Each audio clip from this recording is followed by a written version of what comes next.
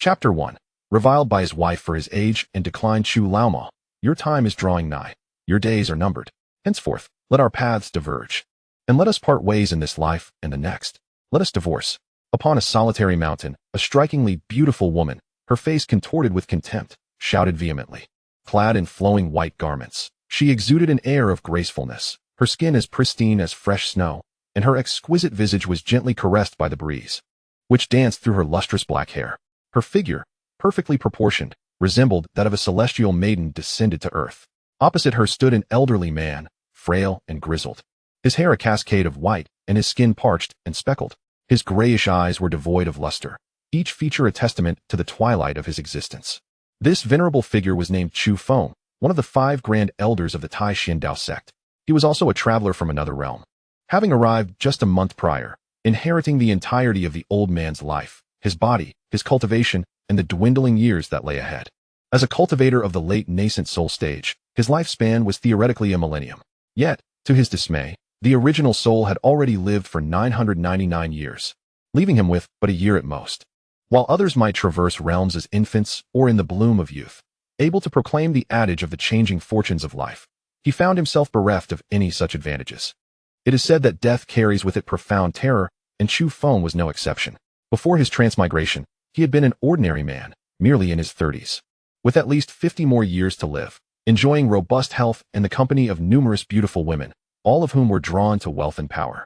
Now, however, he faced a grim reality where even the simplest act of walking felt arduous, unless one were willing to gamble with their life. The enchanting woman before him was named Lin Xiyue, his wife. The pairing of an elder husband with a youthful wife is a commonplace occurrence in the realm of cultivation. They had been wed for a century, yet Chu Feng discovered, much to his chagrin, that within the depths of his memories, they had never once shared a conjugal bed, an utter travesty, indeed, to possess such an ethereal beauty yet never to have enjoyed her. A century ago, Lin Xiyue had just embarked on her journey into the sect, her talents unremarkable, possessing little beyond her fair visage, an existence so common in the Taishan sect that she was one among many. Typically, such individuals would fade into obscurity, rendered inconsequential, and ultimately cast aside by the sect. This fate was intolerable for the ambitious Lin Xiyue. In her moment of desperation, she fortuitously learned of Chu Feng's existence. Thus, on a dark and tempestuous night, she ventured alone to his solitary mountain, seeking refuge in his bed, offering herself willingly. However, consumed by his desire for cultivation and breakthroughs, Chu Feng did not take her. Yet, the following day, he wed her, making her his wife and bringing her to reside in the solitude of the mountain. From that day forth, Lin Xiyue devoted herself to him, remaining by his side for nearly a century. Chu Feng, in turn, did not neglect her, providing her with abundant resources and techniques. As a result, within a mere century, Lin Xiyue progressed to the late Golden Core stage, granting her a lifespan of 500 years. A year prior, Lin Xiyue had mysteriously vanished. Now, upon her return, she chose to sever their bond. With a mocking thought, Chu Feng mused, "You wish for me to lift the slave seal I have placed upon you." Slavery, one might say, is the only act of merit committed by the original self. It was, after all, Lin Xiyue who, in her desire for me to wed her, willingly offered her soul for me to brand. Once marked by the seal of servitude, one's life and death become subject to another's control. Truly, the old adage holds, one must be ruthless to stand firm. Furthermore, should the one who cast the enslavement perish, the marked soul will suffer grievous harm. Otherwise, it is likely that I would never have the chance to see Lin Xiyue again. Chu Feng continued, "After a year of absence, you suddenly reappear. It seems you have found a new patron." Lin Xiyue, showing no signs of concealment, replied, "I am fortunate to have become a disciple of the esteemed Linglong Xinzuan. It is in my master's name that I have come to sever ties with you and to lift the enslavement." Chu Feng scoffed, "So it is Linglong. My dear junior sister, are you threatening me, or do you truly believe I would fear her?" Lin Xiyue immediately grew flustered. There is a saying, one must be willing to risk everything to topple an emperor. Chu Feng, facing the end of his lifespan, truly feared no one if provoked. He remarked, "Since we are bound by marriage, should we not part amicably? A peaceful separation would be preferable." "Bound by marriage," Chu Feng coldly retorted. "After a century of being wed, we have yet to consummate that union. Do you believe you have fulfilled the duties of a wife?" Lin Xiyue's face turned ashen as she replied, "Is it not because you cherish me that you have never touched me?" Chu Feng felt a surge of indignation. Such words might have been appropriate for the original self, but they did not apply to him. The original self was foolish to have let a stunning beauty linger by his side for over 100 years without taking action. Were it not for his current possession of that body and his understanding of the circumstances, he might have doubted his own condition. If you truly cared, then why seek a new protector when the previous one is still standing? Sensing the iciness in Chu Feng's gaze, Lin Xiyue swiftly changed her tone, asking, "What must I do for you to release me from the slave seal?" Chu Feng broke into a smile and replied, "Naturally, we must act as true spouses." "You rogue!" Lin Xiyue exclaimed, her face flushed with a mix of anger and embarrassment. Chu Feng coldly interjected, "How audacious! Lin Xiyue, who grants you the audacity to speak to me thus? Do not forget, we have yet to part ways. You remain my wife, and the seal still lies within my grasp. Should you wish for death, I could easily grant it to you." An overwhelming wave of terror surged from the depths of Lin Xiyue's heart. The very scent of death nearly made her forget such feelings. Trembling, she stammered, "I did not mean it that way. I was merely expressing concern for your well-being. Engaging in such acts would undoubtedly harm your essence. Logically, you should still have a year to live. If we were to proceed, you might not survive beyond 3 days." Chu Feng sneered. "That is not for you to worry about. Simply fulfill the duties expected of a wife. Of course, you may refuse. I could just as easily shatter your slave seal. And from that moment on, our paths will diverge, never to cross again." Should he forcibly shatter the seal, Lin Xiyue would not perish, but her existence would be irrevocably ruined. The thought sent her into a panic. However, one point, as Lin Xiyue remarked, remains true. Once Chu Feng shares a marital bond with her, his life may very well come to an end. But what of it? To die beneath a peony is to be a spirited ghost. Rather than languishing in misery, one might as well savor life as pleasures before the end. Furthermore, dying in the presence of a celestial being is undeniably worthwhile. "Come, assist me to the bed," Chu Feng commanded. Lin Xiyue dared not resist. She hurried to his side, her heart a tumult of conflicting emotions. Had she not known that even as Chu Feng approached his demise, she was still no match for him, she might have already acted against him. For now, she could only support him as they made their way to the bed. Chapter 2. A fruitless endeavor. Congratulations, host. On your successful self-destruction, the system is activating for you. Damn it, Chu Feng thought, filled with frustration. I have already resigned myself to my fate. And now you show up? Are you serious? Do you have any idea how I've spent this past month? Possessing the cultivation level of a late-stage nascent soul ancestor, capable of soaring through the skies and moving mountains, yet unable to make use of his powers. The moment he attempted to do so, he would meet his demise. Even the act of sharing a bed was beyond his reach.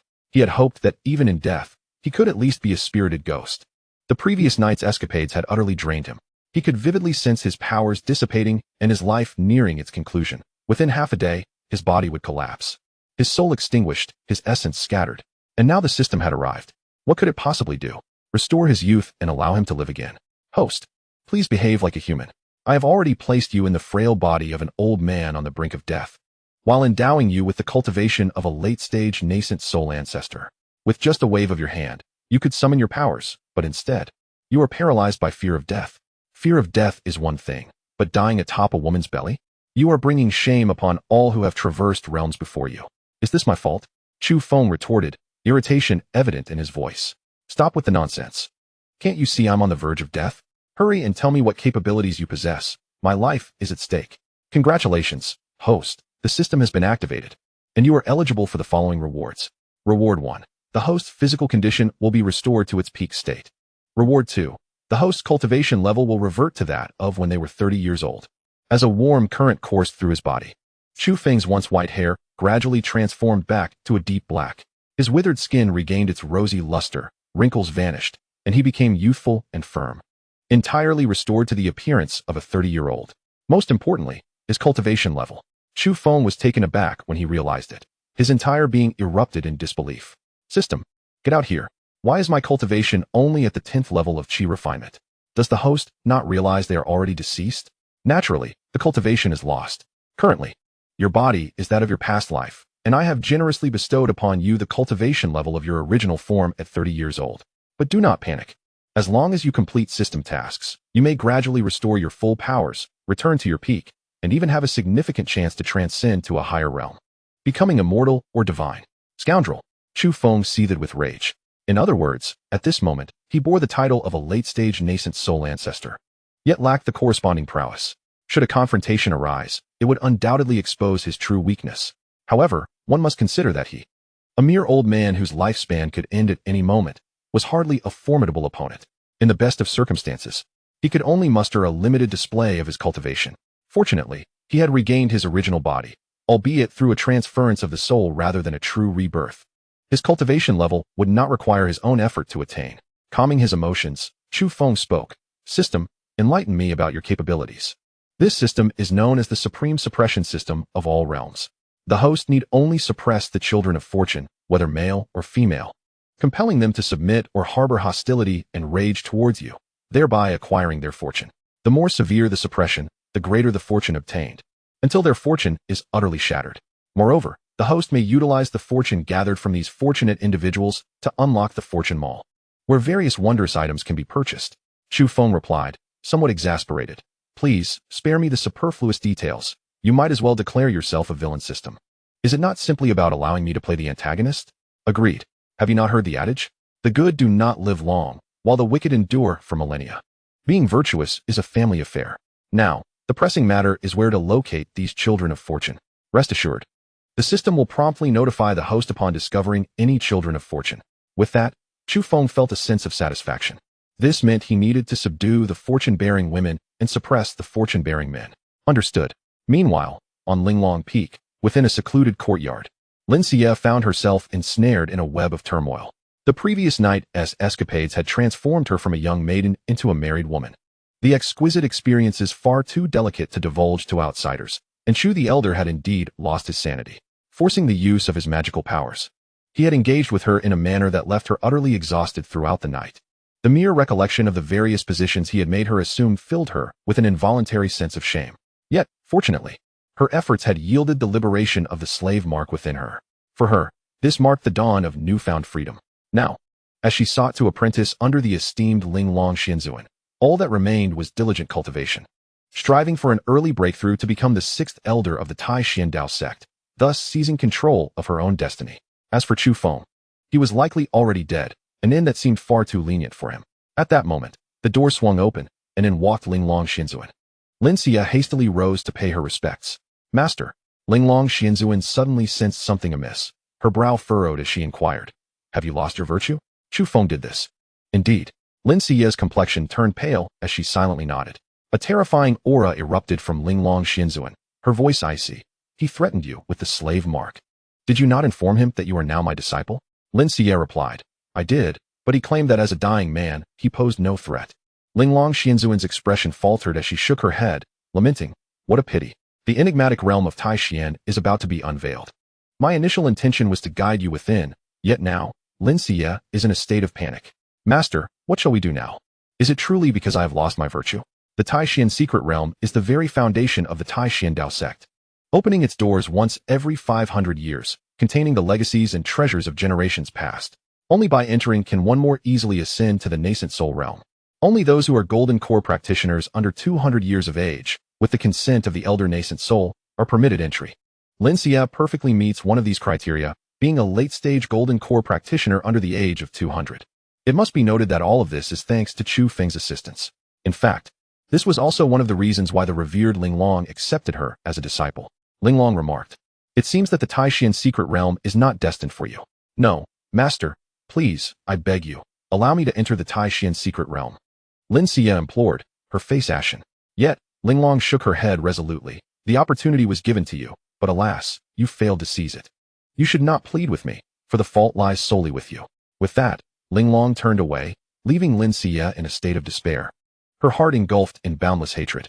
It must be that old devil Chu. He knew I wished to enter the Tai Xian secret realm, and thus he took my purity, ruining my chance to enter. Oh, Chu, how malevolent your heart is, I despise you. Chapter 3. The system, is this madness? A sneeze echoed atop the solitary mountain. The rejuvenated Chu Feng found himself incessantly sneezing, filled with exhilaration. Could it be that a beautiful woman is thinking of me? After all, I am a nascent soul elder now. Surely, there must be numerous ladies wishing to share my bed. I am no longer the original self, constrained by limitations. He chuckled to himself. Indeed, she is a goddess, quite impressive. The original self had merely been a fool, unable to win over his wife of over a century. Now, I must responsibly inform the original self that he has squandered a millennium of existence. Unbeknownst to Chu Feng, it was not a beautiful woman yearning for him, but rather Lin Xiyue cursing his name. Had it not been for the possibility of his demise, resulting in the loss of the Taishian's secret realm opportunity, Lin Xiyue might have dared to confront him. Gazing at his youthful visage in the mirror, a thought suddenly struck him. The world believes his lifespan has ended. If he were to present such a youthful appearance before everyone, would it not suggest that his lifespan had been extended? It is worth noting that the original self had offended many. If he were still at the late-stage Nascent Soul level, he would have no fear. The crux of the matter is that he is currently merely at the 10th level of Qi refinement. It seems he must adopt a guise. In the next moment, Chu Feng reverted to his previous frail state, with a head full of white hair, looking decrepit and skin as parched as parchment, as though a mere gust of wind could topple him. However, this is not the pressing issue for Chu Feng. The foremost concern remains the quest for the child of fortune, be it a son or daughter. With his nearly extinguished life, how can he venture forth to seek such a child? Wouldn't that expose him? Regardless, the physical training from last night not only rejuvenated him, but was also immensely pleasurable. Lin Xiyue is no longer an option. Thus, it is time to seek another. As an esteemed elder of the Yuanying stage, the female disciples of the Taishian Dao sect were all potential prey for him. Thus, Chu Feng descended the mountain with a singular purpose, to indulge in the pursuit of beauty. Ah, this enchanting lady appears to be quite captivating. She shall do. Go forth. I demand to know everything about her. Chu Feng instructed his accompanying disciple. Soon, information regarding this woman was relayed to him. Her name was Lin Xiyue, an outer disciple of the Taishian Dao sect, having entered the sect a mere year ago. Lin Xiyue, you are mine. Half a day later, a visibly anxious Lin Xiyue was brought before Chu Feng. To his astonishment, at that very moment, the system unexpectedly chimed in. Beep, beep, beep. Host, flee immediately. A transformation ancestor has been detected nearby, harboring a greedy intent towards the host. It is imperative that the host vacate this location promptly. A transformation ancestor? Are you referring to Lin Xiyue? Chu Feng stood there, momentarily stunned. System, have you lost your faculties? Lin Xiyue a transformation ancestor? It would be more plausible for me to perish right here. An outer disciple with merely a year of training could not possibly be a transformation ancestor. System, I suspect you are colluding with Lin Xiyue to deceive me. Seizing Lin Xinyue's wrist, Chu Feng began to investigate her. Instantly, a system panel materialized before him. Ding. Transformation ancestor detected. Lin Xiyue, daughter of fortune. Age, 1018 years.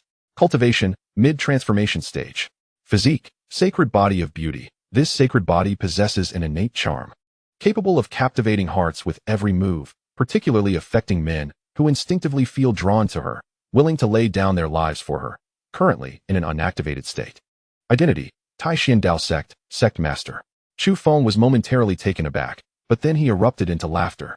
The attributes presented were indeed astonishing. However, upon examination, he discerned that Lin Xiyue evidently possessed only Qi refinement cultivation. Moreover, considering her age and cultivation level, his disbelief grew even stronger. The sect master of the Taishian Dao sect, being one of the 5 Yuanying elders, he was acutely aware of who the sect master truly was. It could not possibly be Lin Xiyue. By heavens, it appears this system is malfunctioning. Host, the transformation ancestor is drawing near, imbued with immense greed. To prevent her from harboring murderous intent and taking lethal action, it is essential that the host departs swiftly. The system reiterated its alarming warning. Silence. Do not instruct me on my actions, Chu Feng retorted. How unfortunate it is for me to be burdened with a malfunctioning system. Upon hearing Chu Feng's reprimand, the system defiantly ceased its operations. This system has already issued multiple warnings to the host. Should the host continue to act recklessly, this system can only prepare for a change of hosts and reminds the host that this impending demise will be absolute. Chu Feng chose to disregard the system and turned his gaze towards Lin Xiyue. The sacred body of beauty, though unactivated, explained why he felt an inexplicable attraction upon first seeing her. Most importantly, she was indeed the daughter of fortune. As for the so-called daughter of fortune, the system had presented 2 choices, to suppress her or to compel her to submit. Thus, he could obtain the system's reward and restore himself, making his descent from the mountain worthwhile. Fortunately, despite his advancing years, his identity and status remained intact. Moreover, at approximately 30 years of age, he was in the prime of his life, exuberant and vigorous, with beautiful women around him, and it was the perfect time for indulgence. As for the system's notifications regarding transformation and sect leadership, they were utterly disregarded by Chu Feng. Pointing at Lin Xiyue, he declared, "You shall remain atop the solitary mountain, serving me henceforth." Ah, Lin Xiyue gasped, taken aback by this proclamation, scarcely believing her ears, even questioning whether she had misheard. Chu Feng snorted coldly. What? Are you unwilling? Disciple is willing, Lin Xiyue hastily replied. Thus, she decided to stay. Time flew by, and in the span of half a month, Lin Xiyue quickly grew familiar with Chu Feng. In fact, under his benevolent gaze, she let down her guard, as though they had been close friends for many years. On this particular day, Lin Xiyue approached him cheerfully, holding a plate of pastries, and offered, "Immortal Master, these are pastries I made myself. Please, do try them." Her joy stemmed not merely from the act of baking, but from her knowledge that Immortal Master Chu Feng was nearing death and had divorced his wife. Throughout her life, Lin Xiyue had recognized her uniqueness. Nearly all men doted on her, and as she matured, their affection transformed into admiration, rendering them utterly compliant to her wishes. She had entered the Tai Xiandao sect, but her poor aptitude had barred her from even the most basic qualifications. Fortunately, her exceptional qualities led to her exceptional admission into the outer sect. Now, all she needed was to employ a cunning strategy to remain before Immortal Master Chu Feng. Given his current solitary status, divorced and without disciples, she mused whether she might inherit all his resources upon his demise. At that point, her ascent would be swift. In truth, the original had not failed to grasp this nuance. However, as the saying goes, one cannot take riches with them in death when a person passes. Do treasures hold any significance? Ultimately, they would be passed on to someone. Thus, it was best to allow events to unfold. It must be said that everything seemed to operate according to Lin Xijue's design, but the current Chu Feng was no longer the same. Who was truly outsmarting whom remained to be seen.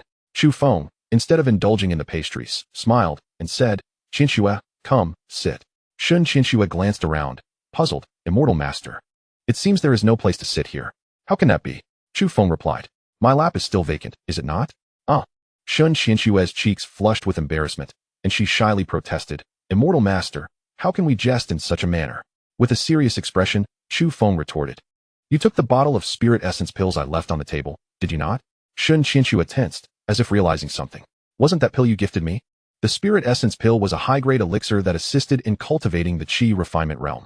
Each time Lin Xiyue visited, Chu Feng would offer guidance or bestow some elixirs or magical artifacts, though they were not the same as those given years ago. Rather, they were left on the table for her to take at her leisure. This occasion was no exception. Chu Feng coldly remarked, "Did I ever say it was a gift to you? To take without asking is akin to theft. Tell me, what punishment would befall anyone daring enough to steal the treasures of the Grand Elder Yuan Ying within our Tai Xiandao sect? What would happen?" Lin Xiyue was utterly terrified. Her body trembled slightly from fear. Death. In an instant, the murderous intent emanated from Chu Feng, pressing down upon Lin Xiyue. She had been a disciple for merely a year, and despite Chu Feng's assistance, she had only reached the 4th level of qi training, while he had attained the 10th level. Yet, he could easily dominate her. The overwhelming aura of death left Lin Xiyue pale, and her spirit shattered. Seeing that the moment was ripe, Chu Feng retracted his murderous intent and spoke with a gentle demeanor. "Of course, if you were my woman, it would be a different matter. What is mine would naturally belong to you. Not only would I overlook the theft of the elixir, but I could also provide you with magical treasures, elixirs, and techniques, anything you desire. Just as Lin Xiyue has done." The name Lin Xiyue held a certain enchantment, inspiring both disdain and envy in countless hearts. She had climbed into Chu Feng's bed and, within a mere century, transformed from an ordinary outer sect disciple with mediocre talent into a golden core elder, acquiring both status and power. In the century that followed, numerous female disciples emulated her. Yet only a few succeeded. Lin Xiyue appeared before Chu Feng with similar aspirations. If Lin Xiyue could achieve such heights, so could she, armed with her unique abilities. She believed she could surpass her predecessor. The elixirs, treasures, and magical techniques were precisely what she sought, and the price was merely her body. With newfound resolve, her eyes reddened as she gazed at Chu Feng and pleaded, "I implore you, Immortal Lord, to show mercy." "Ha ha ha." Chu Feng laughed heartily, lifting Lin Xiyue into his arms, proclaiming, "Congratulations, you have made the most astute decision." With that, he carried her toward the bedroom. Thus commenced a transaction worth billions.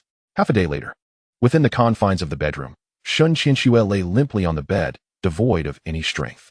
Her heart was a tumult of emotions as she grappled with the inexplicable reality of his prowess. Was this truly an elderly, frail man nearing his end? Surely, even a robust young man would struggle to match him. Or perhaps, beneath his aged exterior lay a concealed youthful form.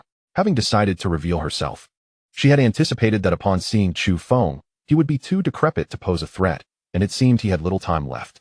For the sake of resources, she had resolved to take the plunge, thinking it would only be a few years. Yet, just moments ago, she had shamefully realized how much she relished the experience. This revelation startled her. How could she harbor such perverse inclinations? In contrast, Chu Feng, after a fierce battle, felt invigorated. With a beautiful woman in his arms, resembling a goddess. He reveled in what he had once only dared to dream of in his past life, now indulging freely in this new existence. Chu Feng took out a bottle of elixir from his storage ring and tossed it over. This was a bottle of Supreme Spirit Essence pills, sufficient for you to use for a considerable duration. Remember your identity. You are now my woman. Suppress those trivial thoughts and refrain from seeking other men. If I discover otherwise, what I can offer you, I can also take back. By the way, let me remind you, to gain more, one must learn to give. Leaving the bedroom, he entered the training room, eagerly summoning the system. The system trembled with excitement. Host, you are truly remarkable to have conquered a transcendent being. My admiration for you flows like the endless waters of the Yellow River. Enough of the nonsense. Where's my reward? Chu Feng interrupted. Yes. It will be credited immediately. Congratulations, host, on forcibly conquering the destined woman, Lin Xiyue. You have received the following rewards. 1. Restoration of your cultivation to that of when you were 100 years old. 2. A 10-minute experience card reflecting your peak power. 3. A celestial level cultivation technique. The great compassionate verse of yin and yang. With the strength of 100 years, he chuckled. If memory serves correctly, he had already entered the Golden Core realm. Entirely through his own efforts and innate talent, making history in the Taishan Dao sect after millennia. Even Lin Xiyue, with his assistance, had lagged behind by over a decade. At last, he possessed the means for self-preservation. As for the experience card reflecting his peak, although it lasted only 10 minutes, his full battle prowess was that of a late-stage Nascent Soul cultivator, ranking among the top 3 in the entire Taishan Dao sect. Lastly, regarding the great compassionate verse of yin and yang, Chu Feng's expression turned peculiar. This was evidently a dual cultivation technique. How delightful. Regrettably, it had not arrived sooner, otherwise he could have practiced on Lin Xiyue just now. Perhaps he should return to refine it now.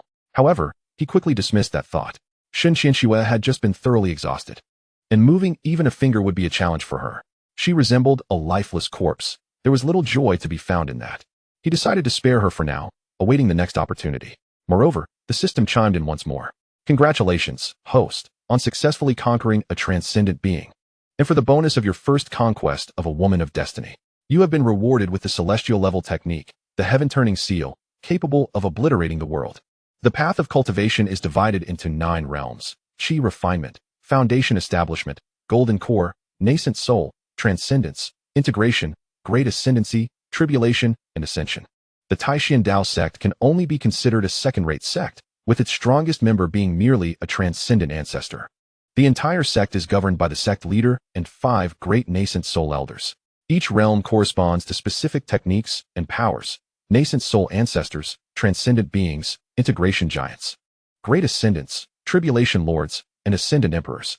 Celestial level techniques transcend even the ascendant emperor, allowing one to cultivate to immortality, much like the great compassionate verse of yin and yang, which serves merely as an auxiliary technique. Every time one engages in cultivation, one can enhance the purity of their magical power, elevate the essence of their soul, strengthen their physique, and refine their bloodline. However, the elevation of one's cultivation level is rather negligible. Do not be deceived by the lack of progress in cultivation.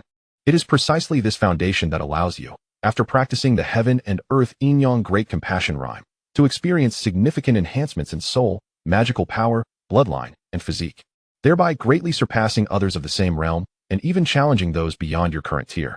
This is the remarkable essence of this celestial level technique. Chapter 5. You have 8 months to live at the Taishan Dao sect. The most formidable technique is merely the transformation of spirit method. In stark comparison to celestial level techniques, it is utterly inferior, let alone the heavenly seal, a celestial great art. Feeling the combat prowess of the golden core realm within him, Chu Feng was overwhelmed with excitement. It had been a month since his arrival in this realm. Although he previously possessed the cultivation level of late-stage nascent soul, he could not wield it. Any attempt would result in immediate demise, akin to possessing gold yet being trapped in the depths of a mountain. Useless. Now, however, he felt revitalized. His body had returned to its prime, and his cultivation had been restored to the golden core stage. At last, he could relish the sensation of being a cultivator. He opened his attribute panel. Name: Chu Feng. Age: 999 years. Host: please note, your lifespan limit is merely 1,000 years. Although your body has returned to its prime, your lifespan has not increased, leaving you with only 1 year to live. Unless you break through to the transformation of spirit realm. Cultivation: Late-stage nascent soul, pseudo, actual cultivation, early-stage golden core. Fortune value, 10,000 points. Forcibly acquired from Lin Xiyue. Age, 1018 years. Cultivation, mid-stage transformation of spirit. Special physique, saintly body of beauty, inactive. Identity, daughter of fortune. Submission value, 10. Such a low figure. Chu Feng shook his head in disbelief. As for age and cultivation, he disregarded them entirely. The erratic system could hardly speak the truth. Little Tong, come forth and clarify. Why is this submission value so low? Host, please use your wits, with your approach of coercion and dominance. It would be strange for the other party to be utterly devoted to you. Chu Feng nodded, sensing the accuracy of Little Tong's words. It seemed he needed to exert more effort. How could his original self have failed to grasp such a principle?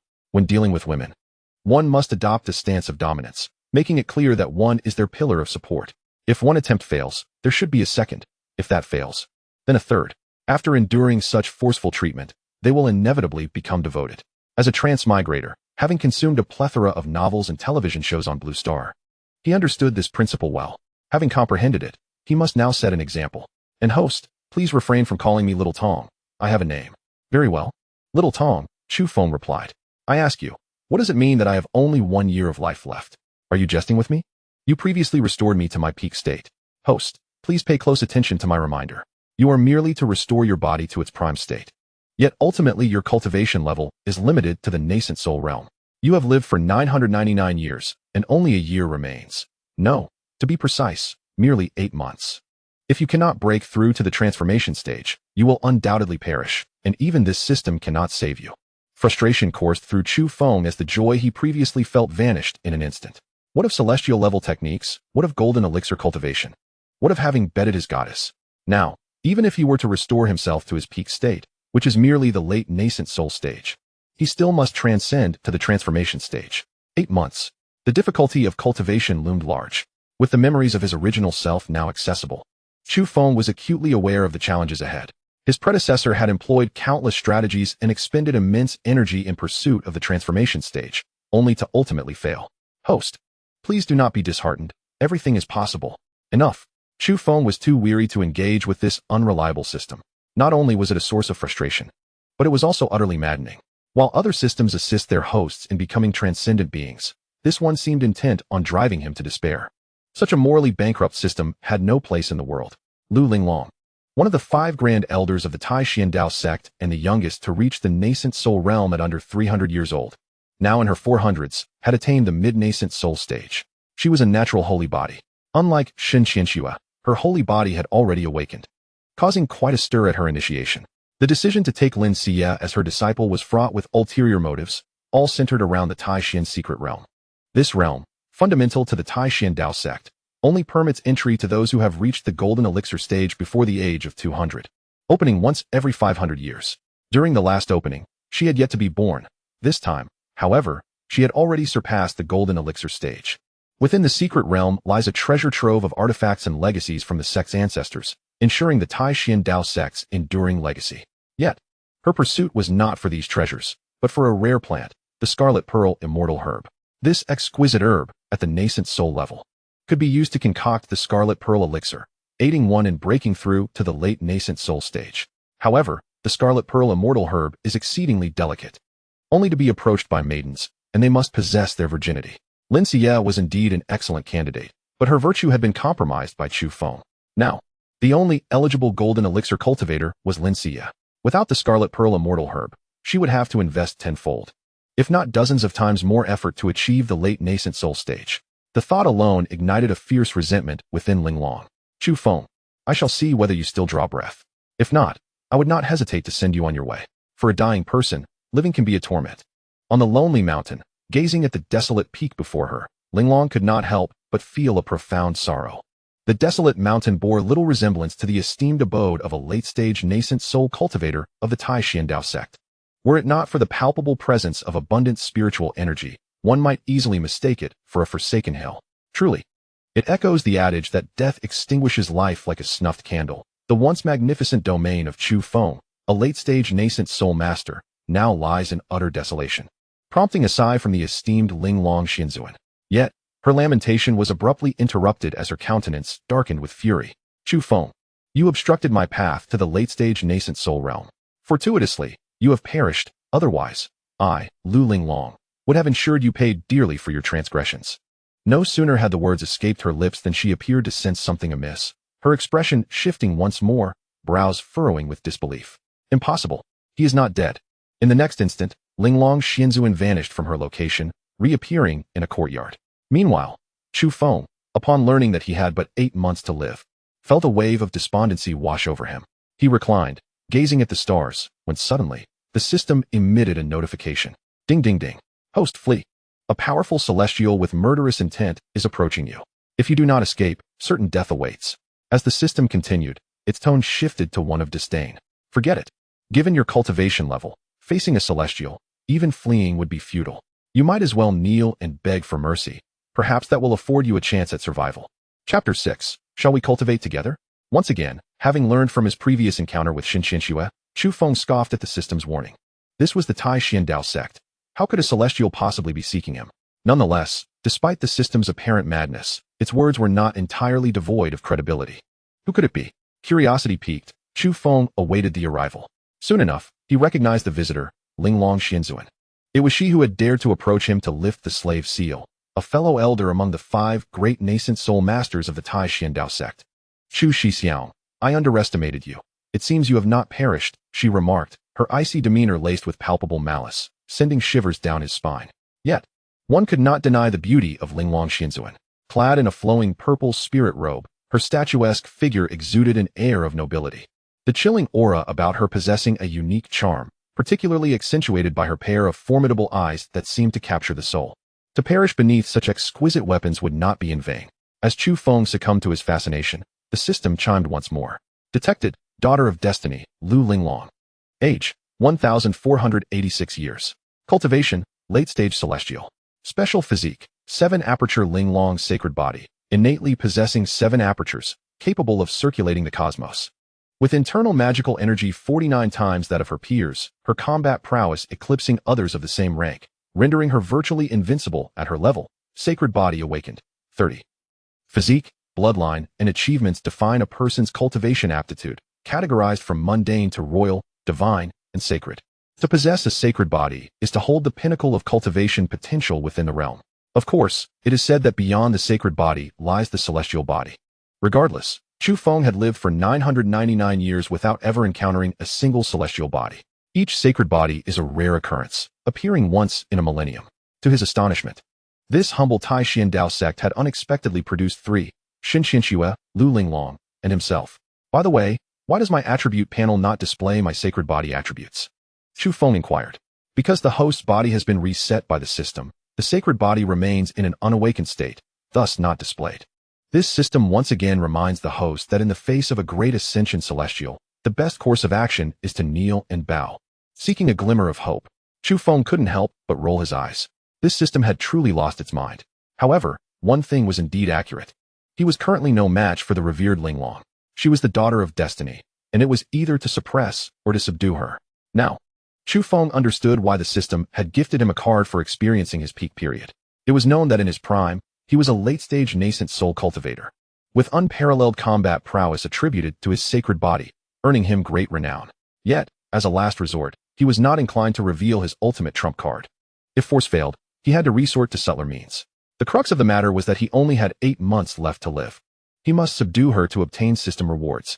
As Chu Feng pondered his strategies, Lu Linglong observed his expression, which bore a striking resemblance to that of a debauched scoundrel.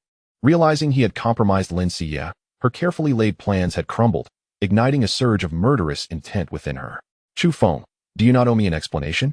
Chu Feng replied in bewilderment. Junior sister Linglong, I must confess, I find your words rather perplexing. What explanation do you seek?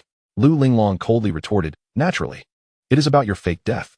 Chu Feng shook his head. Junior sister, my survival does not imply a feigned death. My lifespan is nearly exhausted, leaving me with but 8 months to live. Lu Linglong, in a fit of rage, exclaimed, if you are to perish, why then do you continue to bring misfortune upon my disciple, Lin Xiyue? Ha ha ha. Chu Feng laughed heartily. Junior sister, have you perhaps forgotten? Lin Xiyue is my wife, and I merely fulfilled my duties as a husband. How could this be construed as bringing her harm?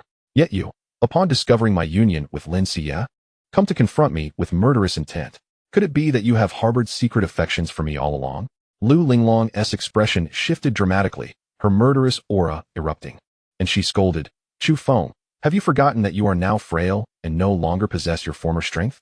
Surprisingly, the furious Lu Linglong, brimming with wrath, exuded a captivating allure. Chu Feng, who had been contemplating how to conquer her, now felt a stirring within him. Her alabaster skin, rising and falling in fury, made him suspect that should he be struck by her wrath, he might just suffocate under the weight of her ferocity. Yet, even if he were to meet such a fate, it would all be worth it. He found himself wishing to transform into a basketball player, eager to hone his skills in close-quarters ball control. Upon this thought, a smile crept into his eyes, and he couldn't help but swallow nervously. Originally filled with murderous intent, Lu Linglong, driven by intense anger, was utterly incensed upon witnessing the scene before her. She raised her hand and struck towards Chu Feng. Fortunately, Chu Feng reacted swiftly, retreating just in time to avoid the blow. Linglong, have you lost your mind? Why are you hitting me? Lu Linglong coldly retorted, not only will I strike you, but I shall also end your life. Chu Feng, do you have any idea how much you have ruined for me? With that, she aimed another slap at him. Chu Feng hastily interjected, wait, Linglong, if you intend to take my life, you must provide a reason, no? Is it merely because I have engaged in marital relations with Lin Xiyue? Lu Linglong scoffed, very well. If you wish to understand, I shall ensure you comprehend your fate. The Taishan secret realm opens once every 5 centuries, within which lies the precious Jiangzhu fairy herb that I require. Lin Xiyue is the only one who meets the necessary conditions, yet you have spoiled everything. Tell me, should I not kill you for this? Should not.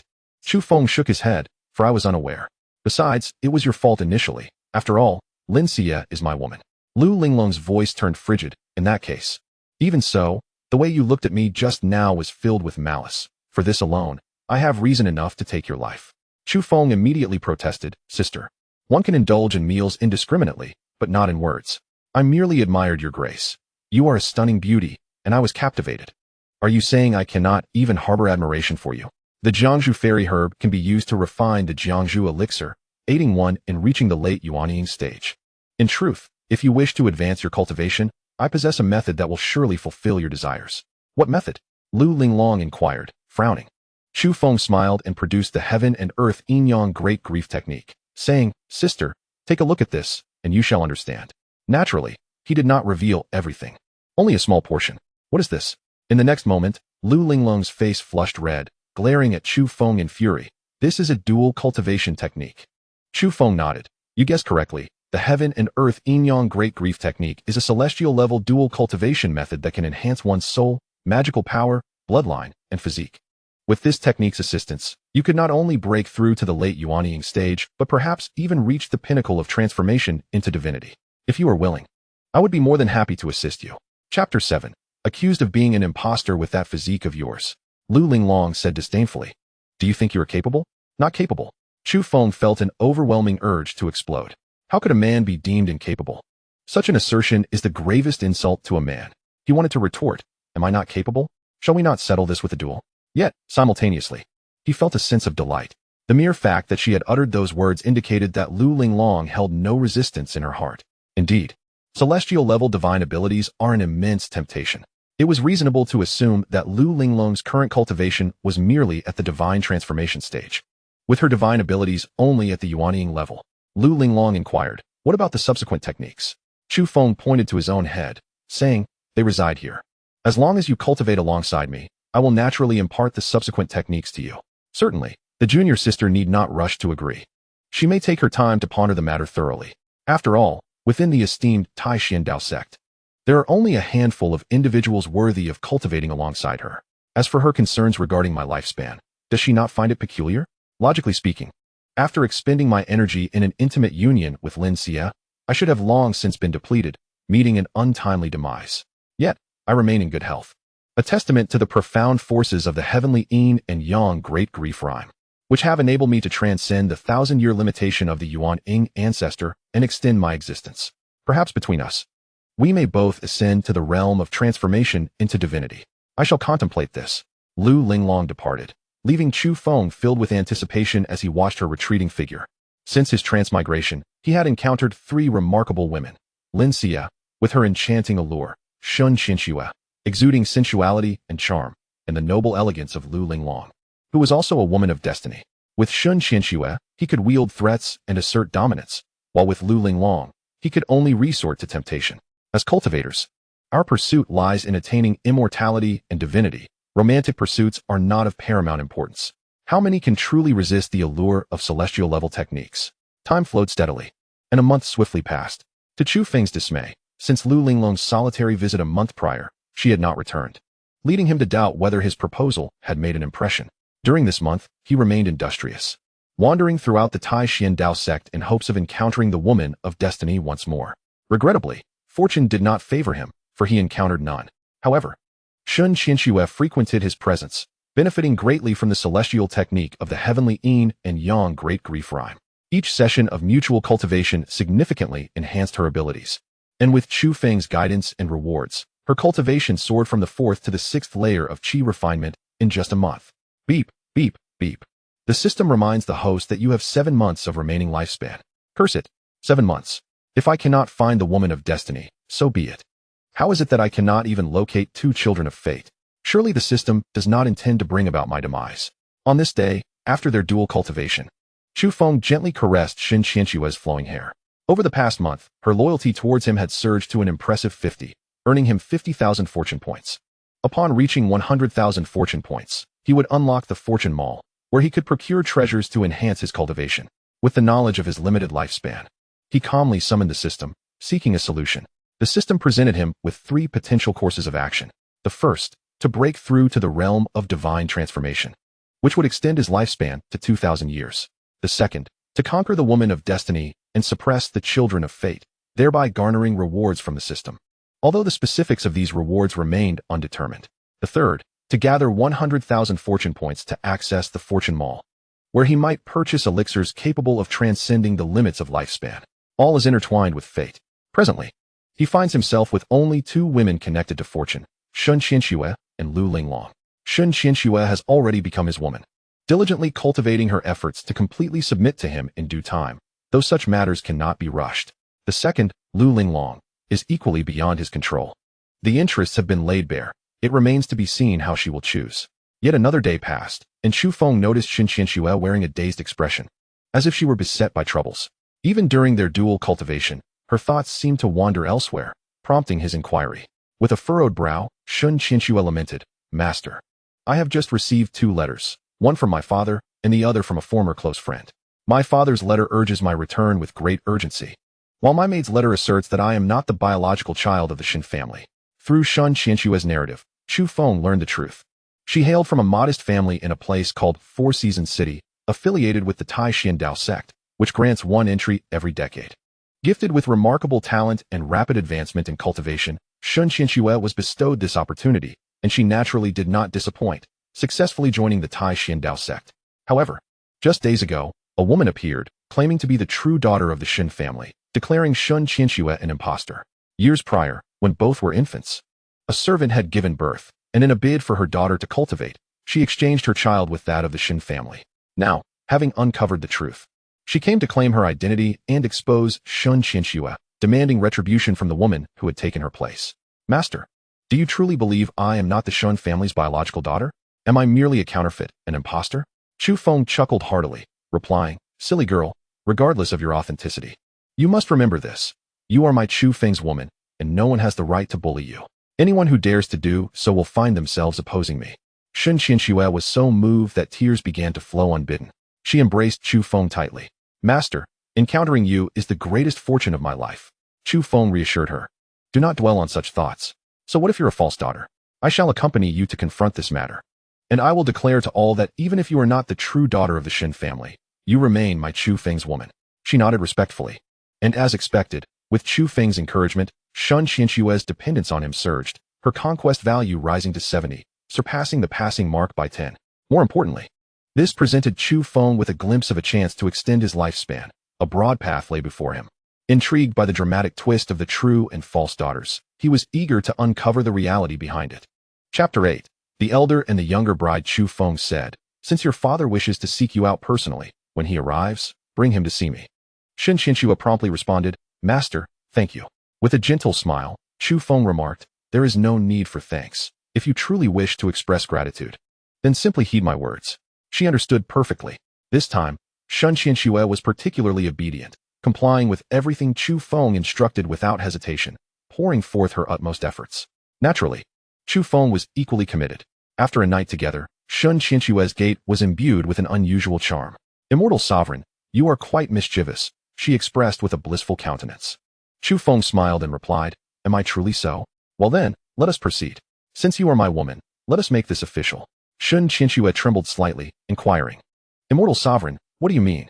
Chu Feng solemnly stated, naturally, we shall register our marriage and become Dao partners. In the Taishan Dao sect, such a registration is requisite, akin to obtaining a marriage certificate on Blue Star. However, while Blue Star adheres to monogamy, the Taishan Dao sect permits polygamy and polyandry. It is entirely up to your choice. Furthermore, once registered as Dao partners, we shall receive the protection and promises of the sect. For instance, if one perishes in battle for the sect, the surviving partner will be compensated, and resources and wealth will be inherited by the surviving partner in the event of death. In essence, if we marry and I were to pass away, all subsequent resources would belong to you. Tears of gratitude streamed down Lin Xiyue's face. Immortal Sovereign. Chu Feng interjected. Is it still appropriate to call me Immortal Sovereign?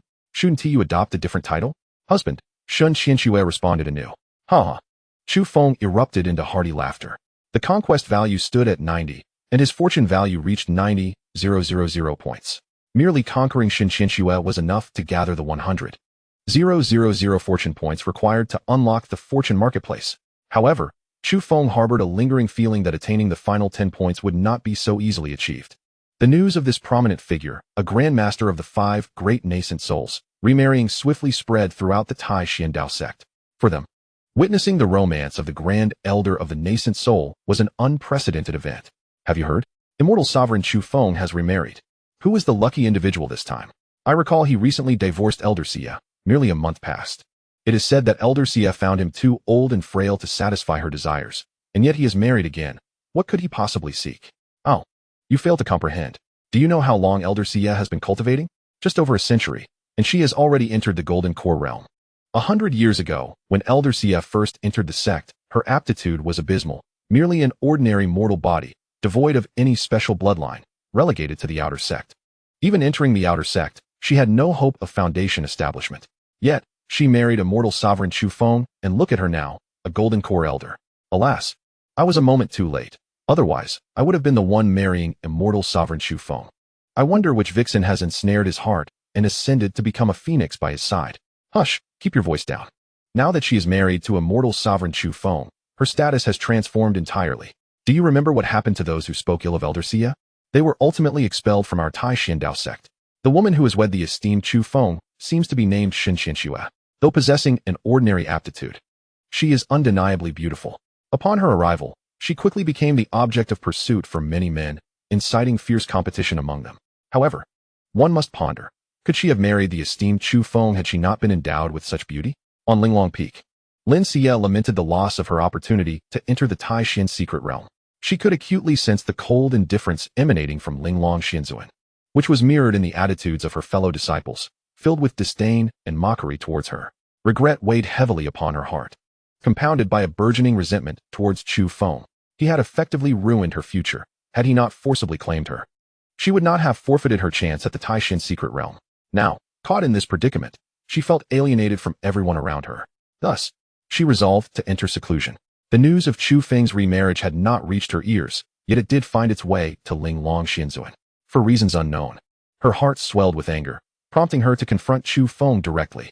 With a cheerful demeanor, Chu Feng remarked, "Junior sister, you have consented to our dual cultivation." Linglong Xiyue retorted coldly, "You are married." At once, Chu Feng chuckled, having anticipated this objection. With a feigned helplessness, he replied, "Indeed, but what choice do I have? You are aware that my lifespan is limited. To extend my life, I must cultivate the great compassionate Yin Yang chant. As you have yet to provide me with an answer, I had no option but to seek another partner. However, fear not. The efficacy of this chant improves with the number of women involved." Shameless. Linglong Xiyue seethed. "Are you suggesting that you wish to embrace multiple partners?" With a sigh, Chu Feng countered, "Is it not all for the sake of cultivation? Junior sister, why not join me in practice and strive for your breakthrough to the later stages of the Yuaning? Leave." Lu Linglong bellowed in fury before turning to depart. As he watched Lu Linglong's retreating figure, a glimmer of greed flickered in Chu Feng's eyes. Her graceful form, alabaster skin, and the air of noble elegance she exuded were indeed captivating. Alas, it still felt slightly lacking. Having bid farewell to Lu Linglong, another unexpected visitor arrived, the current leader of the Taishan Dao sect, Xiang Yutian. As the sect leader, Xiang Yutian was naturally a yuaning cultivator, albeit at the initial stage, having ascended to this position a century ago at the tender age of 500. He presented a middle-aged appearance, clad in a flowing azure robe, radiating an aura of authority while simultaneously embodying a celestial demeanor. In a mundane context, he would undoubtedly possess the potential to masquerade as a diviner. Naturally, one does not attain the position of sect leader without considerable prowess. Chu Feng was taken aback by Xiang Yutian's sudden appearance, even more so by his inquiry regarding Chu Feng's search for a partner. Elder Chu Feng, Xiang Yutian began. I have heard that you are to marry once more. Chu Feng harbored no intention of concealing the truth, nodding in acknowledgement. Sect leader, I trust you have far more pressing matters than to inquire about my search for a partner. Moreover, as the esteemed elder of the Taishan Dao sect, I, Chu Feng, surely possess the autonomy to seek a companion. Or does the sect master believe that I, an aging elder on the verge of death, am to be trifled with by the likes of you? Xiang Yutian hastily interjected, Elder Chu Feng, please do not misunderstand. My intention in bringing up your marriage is merely a gentle reminder, as it may tarnish your reputation. A tempest of murderous intent surged within Chu Feng, his gaze as frigid as ice. Reputation is but a fleeting shadow. In the realm of cultivation, strength is the only currency. As long as one possesses the might, who dares to speak ill? Does the sect master not see this clearly? Chapter 9. Shenzhong enters Taishan. Xiang Yutian nodded earnestly. Elder's words are indeed wise. I was merely speaking casually. I shall take my leave. With that, he turned to depart. First, it was Lu Linglong, then Xiang Yutian. Lin Xiyue, despite her intentions, recognized their opposition and feigned a delicate demeanor, saying, Husband, it is my greed that has led me to desire to be your partner. Perhaps we should reconsider. Chu Feng, well aware of Lin Xiyue's motives, recognized her typical act of the White Lotus, feigning vulnerability to gain an advantage. With the influence of her extraordinary beauty, which man could resist her charms? Yet, he remained unfazed, for with the system in hand, Lin Xiyue's manipulations held no sway over him. He comforted her, do not fret. I am more than capable of choosing a companion for myself. Now, let us return and diligently practice the great sadness of yin and yang. Lin Xiyue nodded solemnly. Ding, Lin Xiyue's conquest value has increased by 2. Conquest value, 92. Fortune value, 92,000. Indeed, once the conquest value reached 90, further advancement became a formidable challenge. Thus, 10 days passed, yet Lin Xiyue had not returned. The so-called true heiress could no longer remain complacent, showering the Shun family with flattery, asserting with certainty that Lin Xiyue was too frightened to return. This compelled Lin Xiyue's father, Shenzhong, to take matters into his own hands and seek her out directly. However, one must ponder the stature of the Taishan Dao sect. It is not a mere small family that can be compared to it. A single core disciple of the Taishan Dao sect could easily obliterate their entire clan. Upon arriving at the sect, Shenzhong announced his name and demanded to see his daughter, Lin Xiyue. A Foundation establishment disciple at the Mountain Gate initially dismissed Shenzhong, a mere patriarch of a small family, with indifference. However, when Shenzhong uttered his daughter's name, the disciple's face drained of color. With trepidation, he asked, You said your daughter's name is Lin Xiyue? She just entered the sect a year ago, correct? Shenzhong nodded. Indeed, you are acquainted with my daughter. Acquainted? How will I know her? The Foundation establishment disciple quickly plastered on a smile. Why did you not mention sooner that Lady Lin Xiyue is your daughter? You hail from Four Seasons City, I presume? You must be weary from your journey. Please, have a seat and rest. I will notify Lady Lin Xiyue at once. At this moment, Shenzhong found himself utterly perplexed, feeling as if he were seated on needles. He dared not remain in place and hastily retreated a couple of steps, respectfully stating, My lord, you cannot jest. In your presence, how could I possibly sit? My lord, is it true that something has happened to my daughter? Shenzhong was in a state of confusion, having come in search of Lin Xiyue to ascertain whether she was indeed his biological child. Observing the attitudes of those around him, he wondered if Lin Xiyue was highly regarded within the Taishan Dao sect. If that were the case, did he truly need to concern himself with the authenticity of his daughter? Even when questioned by the disciples of Taishan, he felt too intimidated to respond. He forced a laugh and said, It is merely that my wife, the mother of Lin Xiyue, is gravely ill and on the brink of death. She wishes to see our daughter one last time, which is why I have come to escort her home. What if something were to go awry?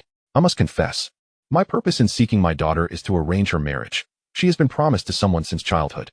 My son-in-law possesses an ancient bloodline and exceptional talents, destined to enter the ranks of the immortal. I believe he will soon reach the foundation establishment stage, if not achieve the golden core. Should any mishap occur, how could I explain it to my son-in-law? The receiving disciple replied, it is indeed wise to return home and check on her. I shall take you there. However, allow me to congratulate you on having such a wonderful daughter. As they spoke, a beam of white light descended. The foundation establishment disciple caught it deftly and said, the ancestor has summoned you. Ancestor? Xinzhong trembled with trepidation and asked, may I inquire who this ancestor is? Within the Taishan sect, only one class of individuals is honored with the title of ancestor, the Nascent Soul ancestors, who stand at the pinnacle of the sect's hierarchy. An existence regarded with profound reverence, akin to towering mountains that one cannot even dare to envision. The foundation establishment disciple nodded, saying, indeed, as you surmised. You are quite fortunate. Xinzhong's heart swelled with fear. As a mere leader of a small clan, how could he possibly be connected to an ancestor? Was this not a matter of life and death? He quickly inquired, my lord, might you divulge why the ancestor wishes to see me? The disciple smiled and replied, you will know upon your arrival. Come, I shall escort you. With that, he seized Xinzhong's garment and soared into the air, heading towards the solitary mountain. Upon reaching the solitary mountain, Xinzhong's arrival was reported immediately.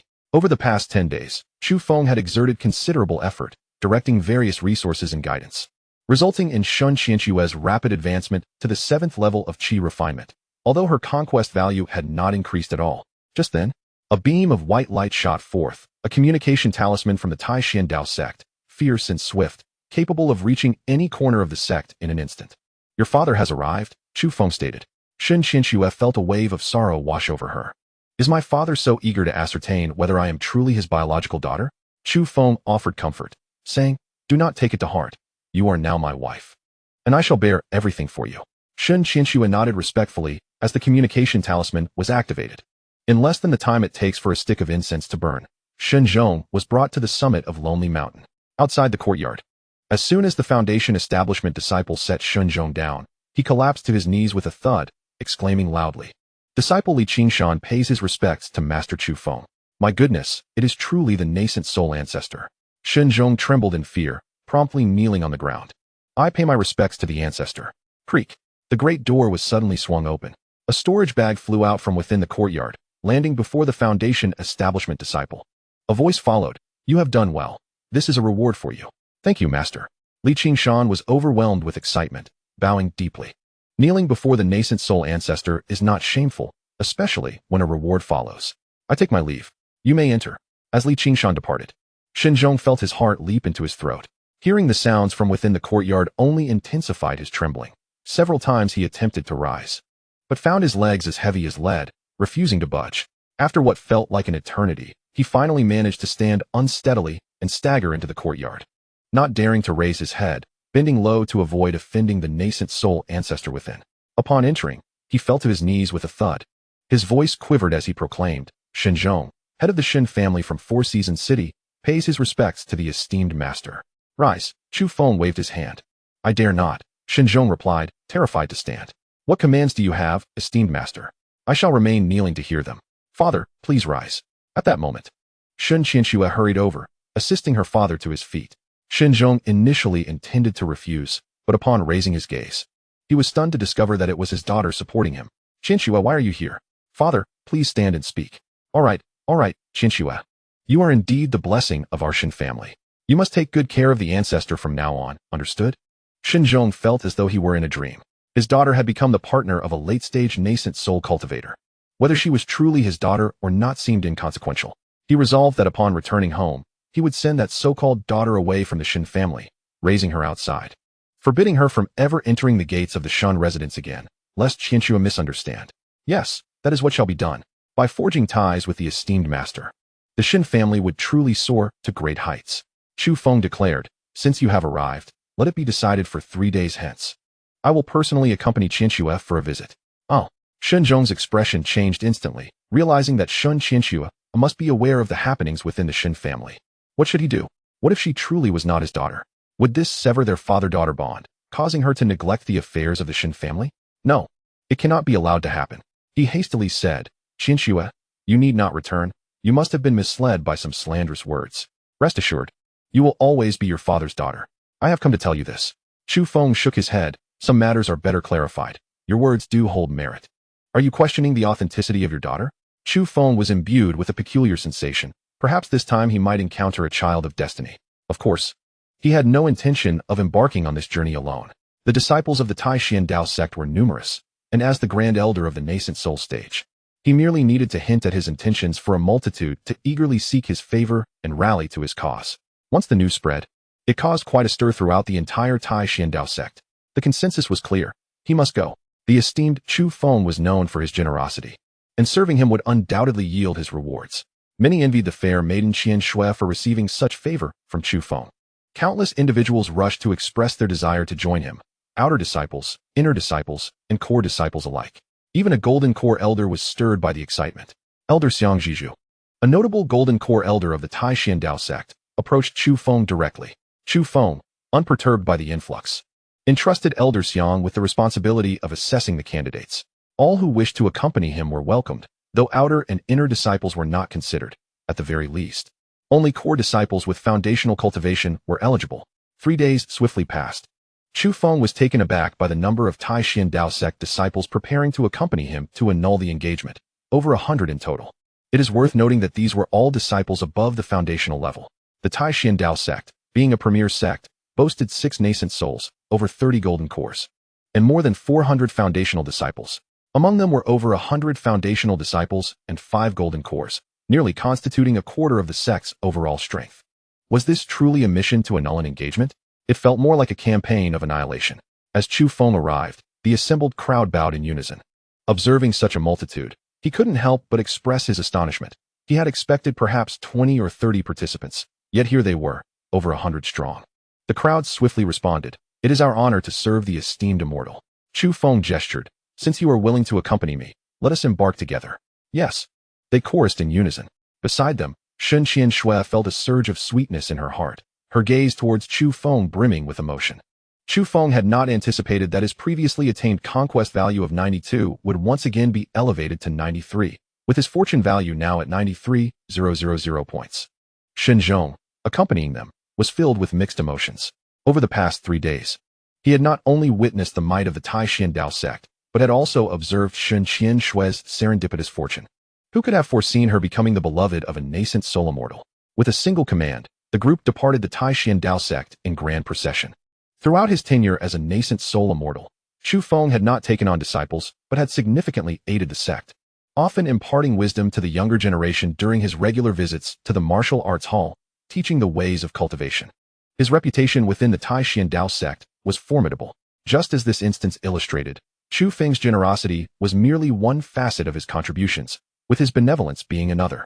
Even the sect leader, Xiang Yutian, observed this scene with a tinge of envy. As a prominent leader, he found himself overshadowed by the esteemed elder's charisma and respect. At Linglong Peak, the revered Linglong immortal inquired curiously of her disciples, "What momentous event has transpired within the sect?" The disciple immediately reported, "Master, has the esteemed Chu Feng not recently taken a Dao companion named Lin Xiyue, hailing from a modest family? I have heard that her mother is gravely ill," prompting her return home for a visit. Lu Linglong furrowed her brow and inquired, "Are you certain it is her mother who is ill and not a call to annihilate her clan? Does her mother's illness warrant the attendance of over 100 members from the Tai Xian Dao sect?" The disciple replied, "Perhaps this is merely Chu Feng's ploy to bolster Shen Qianxue's standing." Lu Linglong's expression shifted instantly, and she let out a cold snort. The Tai Xian Dao sect unleashed a torrent of sword light into the sky, releasing an overwhelming aura of power. Such a large-scale mobilization immediately drew the attention of the surrounding factions. It is important to note that this is the first occurrence of its kind in 5 centuries. Could it be that the Tai Xian Dao sect intends to take action against a certain power? With such a considerable display of force, it is rumored that a venerable elder of the Nascent Soul stage is leading the charge. Is it possible that the Tai Xian Dao sect is preparing to engage with the other Dao sects? After all, the Tai Xian Dao sect is one of the 3 major sects in Jianzhou, deserving of such a grand mobilization, unless it concerns the other 2 Dao sections. Jianzhou is one of the 9 eastern wastelands, home to 3 major Dao sects, Tai Xian Dao sect, Qingyun Dao sect, and Xuanxin Dao sect, all possessing comparable strength. The movements of the Tai Xian Dao sect reached the ears of both the Qingyun Dao sect and the Xuanxin Dao sect without delay. The leaders of the two sects promptly convened their elite members to discuss countermeasures and dispatched communication talismans to Xiang Yutian for accountability. Are you suggesting that the Taishan Dao sect wishes to declare war upon us, the two great Dao sects? If it comes to conflict, do we truly fear your Taishan Dao sect? Xiang Yutian was taken aback. In the event of war, a one-on-one confrontation would be manageable, but against two, the Taishan Dao sect would not stand a chance.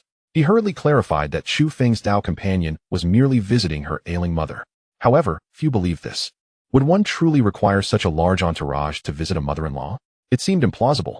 This mobilization had effectively siphoned off a fifth of the Taishan Dao sect's combat strength, treating the two great Dao sects as fools.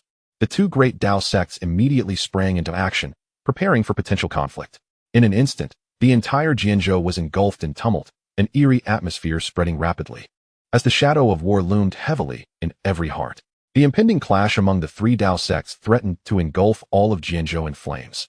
With countless cultivators expected to fall in the fray, while sect disciples might not suffer greatly, it was the scattered cultivators who would bear the brunt of the casualties. Who could have anticipated that Chu Feng would bring along such a multitude? Chapter 11.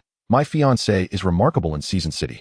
The Shun family was adorned with lanterns and exuded a festive atmosphere, filled with joy. Just days prior, the long-lost true daughter of the Shun family, who had been abducted in her youth, was finally returned, recognized by her lineage, prompting the patriarch to preside personally over the ancestral rites and inscribe her into the family register. As for Lin Xiyue and her father Xinzhong, they were no longer required to wait. Most importantly, just moments ago, Zhao Yan, a core disciple of the Xuanqin sect, had come to propose marriage, and the object of his affection was none other than Shun Ling. Zhao Yan is a disciple of an elder of the Golden Core stage. In recognition of his disciples, and even personally visiting to propose, the Shin family dared not show the slightest negligence. This urgency compelled them to include Shin Linger in the family genealogy. As for Shun Xiyue, despite her affiliation with the Taishan Dao sect, she remained merely an ordinary disciple, far from being comparable to Linger. Zhao Yan, however, was no ordinary individual. His master was the elder Zhou Buer, a late-stage Golden Core expert. Moreover, he had been identified with the innate royal physique and royal-grade bloodline dual talents. It is known that the combination of the two is comparable to any divine-level bloodline or divine aptitude. According to Zhou Buer's assertion, there was potential for Zhao Yan to reach Golden Core and even aspire to become an ancestor of the Nascent Soul. Furthermore, Zhao Yan was the heir of the Zhao family from Millennium City, whose strength surpassed that of the Shin family by an unfathomable degree. To find such a son-in-law was a blessing. Even without the Shun family bloodline, Shun Linger must be regarded as a member of the family. In the hall, Zhou Buer inquired, "Old Shun, my disciple Zhao Yan has come to your four-season city with a singular purpose, to propose to your daughter, Shun Linger. Should Shun Linger accept Zhao Yan, she will instantly become a core disciple of our Xuanqin Dao sect. And we can offer your Shun family 3 slots to directly enter the Taishan Dao sect as our disciples. For a small family like yours, being able to join one of the 3 major Dao sects is a divine opportunity indeed. How can you not cherish such a prospect?" Old Shun, also known as Shin Qinshue's grandfather and Xinzhong's father, wore a beaming smile. "Linger, you have endured much hardship over the years. Our Shin family owes you an apology. Rest assured, once that unfilial son of the Shun family returns with Shin Qinshu, we will ensure she returns everything she has taken from you over the years and kneels before you to apologize." "Thank you, Grandpa," Shin Linger said, tears welling in her eyes. In truth, her return to the Shin family was already a source of great satisfaction. At that moment, several beams of white light descended from the sky. It was Shun Qinshu, accompanied by her father and several foundation-building disciples. Chu Feng chose not to create chaos immediately, but instead allowed the disciples of the Taishan Dao sect to investigate the truth first. A small, inconsequential family like the Shuns, with Xinzhong at merely the 5th level of qi refinement, could be effortlessly extinguished by any foundation-building disciple, akin to crushing an ant. Only the Shin family remained deluded. The leading figure was named Lu Dong, a consummate foundation-building cultivator. Upon seeing the sudden arrivals, Zhou Buer frowned. With a sweep of his divine sense, he clearly sensed the conditions of Lu Dong and his companions, which filled him with intrigue. 5 foundation-building cultivators should have been affiliated with the Taishan Dao sect. What could they possibly want? As for the other 2, particularly the woman among them, she was indeed beautiful, emanating a subtle allure that was irresistibly captivating. At first glance, Zhou Buer felt a profound sense of recognition and trust towards her. "This woman possesses an interesting aura," he mused, nodding in acknowledgement. Suddenly, a thought crossed Zhou Buer's mind. Could this woman be Shin Qinshu? As for Shin Linger, Zhou Buer harbored little affection for her, always feeling that she was overly scheming and, most importantly, possessed mediocre talent. Yet, her fondness for his disciple compelled her to beseech him to support her courtship of Shen Linger. As a mentor, he had readily acquiesced. At this moment, gazing upon the woman before him, he found himself reflecting that perhaps it would not be so bad if his disciple were to marry her. Old man Shen had naturally noticed Shen Qianxue as well. Shen Linger whispered, "Grandfather, could she be Sister Qianxue?" Old man Shen snorted coldly and barked at Shen Qianxue. "Shen Qianxue, how dare you return? Come here and kneel before me." Shen Qianxue furrowed her brow, instinctively retreating a step, casting a fearful glance at old man Shen. Lu Dong, observing the tense situation, immediately positioned himself in front of Shen Qianxue, rebuking, "Impudence!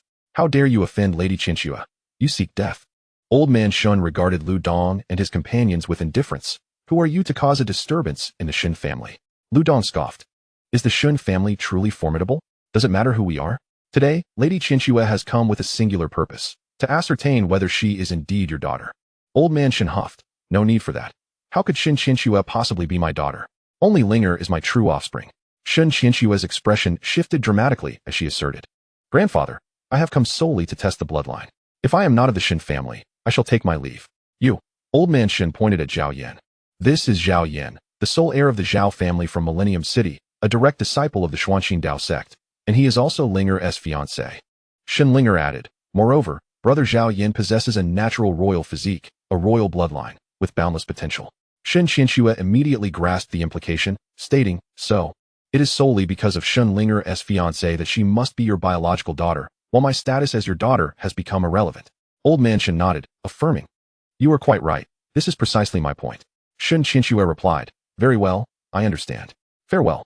As she prepared to depart, Shen Linger's countenance changed, exclaiming, "No, grandfather. You promised that Sister Qianxue would kneel and bow to me. It is because of her that I have endured so much suffering." Old man Shen, filled with regret, conceded, "Linger speaks the truth. I shall compel her to apologize." He turned to Shen Qianxue, commanding, "Shen Qianxue, did you hear Ling? Kneel." Impudence. Lu Dong could not remain silent any longer, rebuking, "To speak so disrespectfully to Lady Qianxue is to court death." A powerful aura, characteristic of a foundation-building cultivator, erupted forth, bearing down on old man Shen. The old man was immediately overwhelmed, as if a solitary leaf upon the vast sea, crashing heavily to the ground. After all, old man Shen had only attained the 9th level of qi refinement. How could he possibly compare to Lu Dong? "Do not harm my grandfather." Just as Lu Dong was about to take further action, Shen Linger's voice rang out, "Do not harm my father." Chapter 12. The system is reborn. Brother Zhao Yan, I implore you, save my grandfather, pleaded Shen Linger as she turned to Zhao Yan for help. Zhao Yan assured her, "Do not worry, with me here, no one shall dare to bully grandfather Shen." With that, he directed his attention towards Lu Dong. "There exists a child of destiny."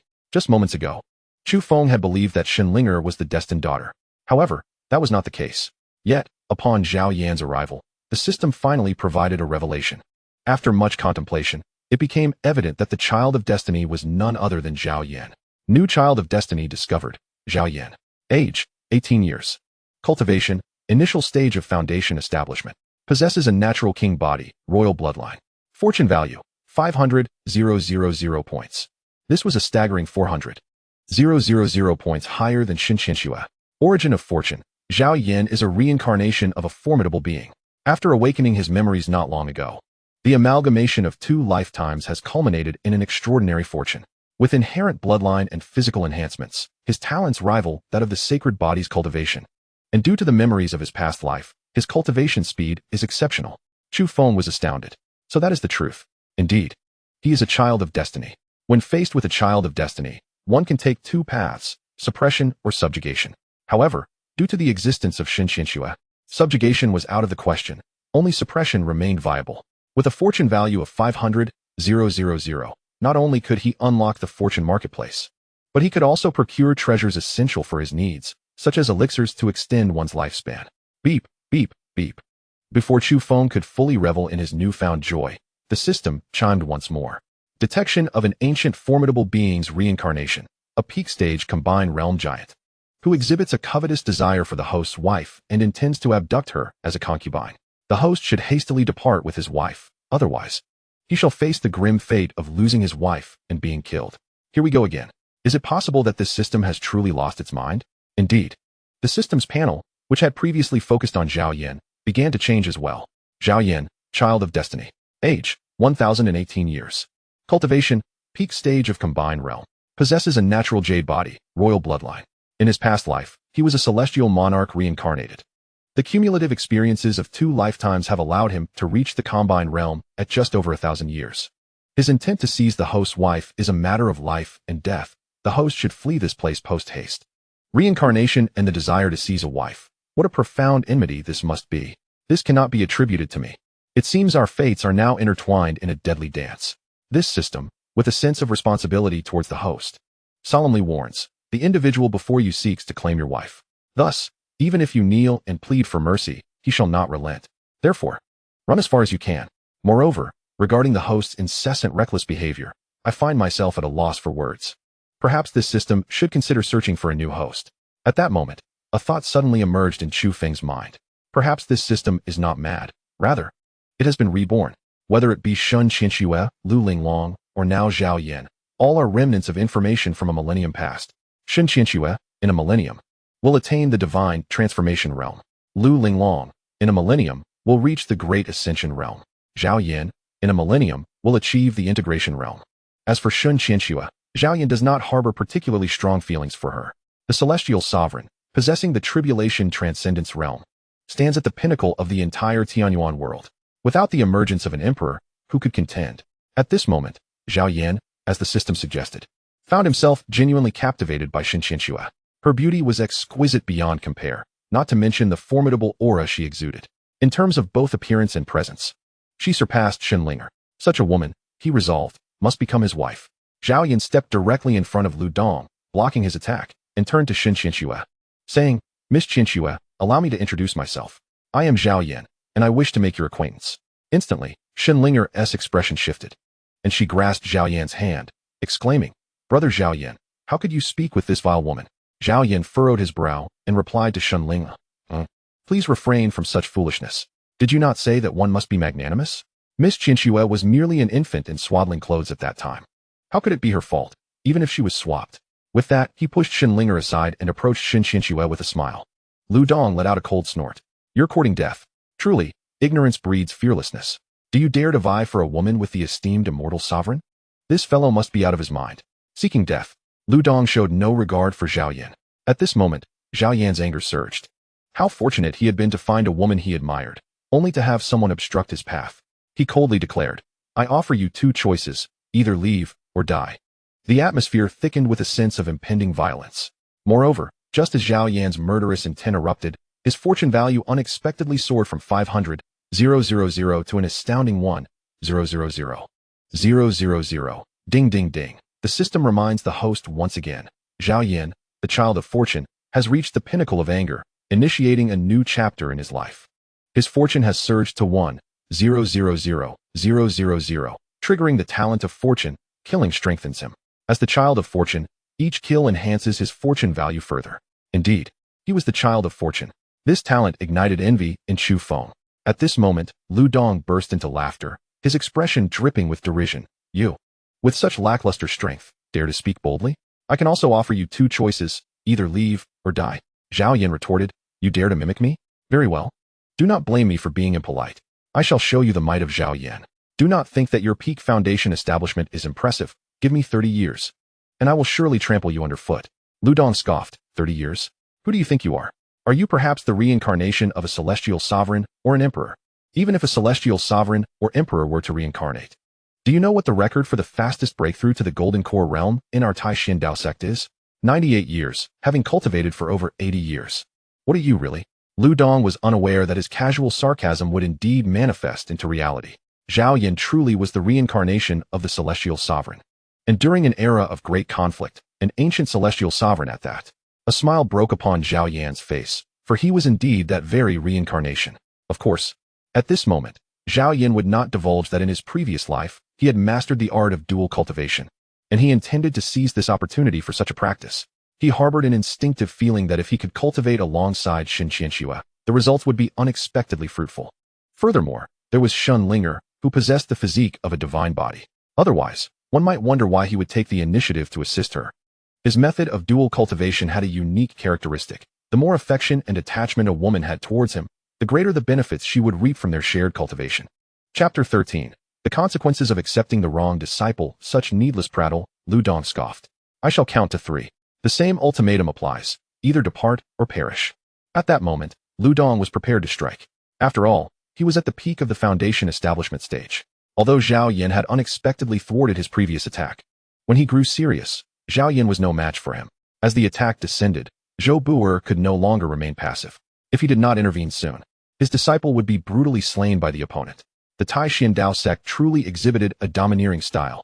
Today, Zhou had experienced it firsthand. Who dares? Step forth. Lu Dong bellowed. Impudence. Zhou Bu'er, a distinguished Golden Dan elder, was enraged by the reprimand from a mere foundation establishment cultivator.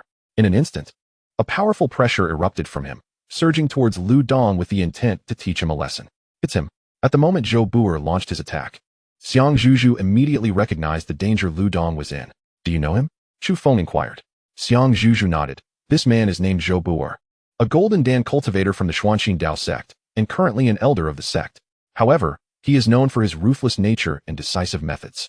If Lu Dong does not face unexpected circumstances, he has the potential to attain Golden Dan.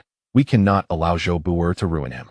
With that, Xiang Zhuzhu bowed to Chu Feng and stepped forth from the void. At that moment, Zhou Bu'er resolved to teach Lu Dong a lesson. How dare he insult his disciple?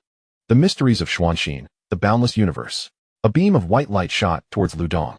The Xuanxin Dao sect practiced the profound technique known as the Xuanxin mysterious art, and it was evident that Zhou Bu'er had cultivated this very technique. Besides being a formidable Golden Dan expert, he was also one of the candidates for the next leader of the Xuanxin Dao sect. A boundless sword materialized from the void, aimed directly at Lu Dong. If this strike connected, Lu Dong would either perish or be rendered utterly powerless. As Lu Dong faced imminent doom, Xiang Zhuzhu emerged from the void, forming hand seals, and a golden shield appeared before Lu Dong, steadfastly blocking the assault. Zhou Bu'er, do you dare to cripple a disciple of the Tai Xian Dao sect without consulting me? Xiang Zhuzhu? Upon seeing Xiang Zhuzhu, Zhou Bu'er's expression shifted dramatically. The presence of a Tai Xian Dao sect member explained why he had been so dismissive of Zhou Bu'er's disciple. Xiang Zhuzhu let out a loud laugh. My Tai Xian Dao sect looks down on your disciple, and you as well. Your pupil insulted Lin Xiyue, so he deserves death. You only dare stand behind him, Zhou Bu'er. Mark my words, you're doomed. Fury surged through Zhou Bu'er, his gaze brimming with murderous intent as if ready to tear Xiang Zhuzhu to shreds. Xiang Zhuzhu chuckled. You mean to fight me? Fight then. I fear nothing, Zhou Bu'er scoffed. Your gravest mistake was spoiling that worthless disciple of yours. Bailing him out no matter what mess he made, Xiang Zhuzhu sneered. Now you've kicked an iron plate sharp enough to cost your life. Zhou Bu'er frowned. What are you getting at? Exactly what I said, Xiang Zhuzhu replied. As a fellow sect elder, I'll spare you if you abandon your apprentice and leave right now. Otherwise death awaits you. It dawned on Zhou Bu'er his disciple had offended someone far above their station. Xiang Zhuzhu was a peak golden core elder of Tai Xian Dao sect. Stronger than him. If even he feared Lin Xiyue's backer, that patron was likely a Nascent Soul ancestor, someone far beyond Zhou Bu'er's power to oppose. He hesitated, weighing whether to sacrifice his disciple to survive. Growing frantic, Zhao Yan pleaded, Master, he bluffs to scare you off. Don't fall for it. I want both Lin Xiyue and Lin Xiyue. Either will drastically boost my cultivation. Help me. The crowd erupted in shock at his greedy demand for both sisters. None knew Zhao Yan planned to torment Lin Xiyue cruelly once he seized her. Master, Zhao Yan begged again. Zhou Bu'er took a deep breath and shook his resolve. I will never forsake my own disciple. Chu Feng found himself at a loss for words. Yet, is this not what makes it all the more intriguing? He was eager to uncover the true intentions of Zhao Yan. Observing his master's silence, Zhao Yan promptly continued. Master, could it be that you fear them? Besides, to leave in such a manner would be a slap in your own face. If word gets out, others might think you are afraid of the disciples of the Tai Xian Dao sect. This matter transcends the personal affair between disciple and Lin Xiyue. It is a question of the honor of our Xuanxin Dao sect. Silence. Zhou Bu'er's countenance suddenly shifted dramatically. He cast a cold glare at Xiang Zhuzhu and declared, My disciple speaks the truth.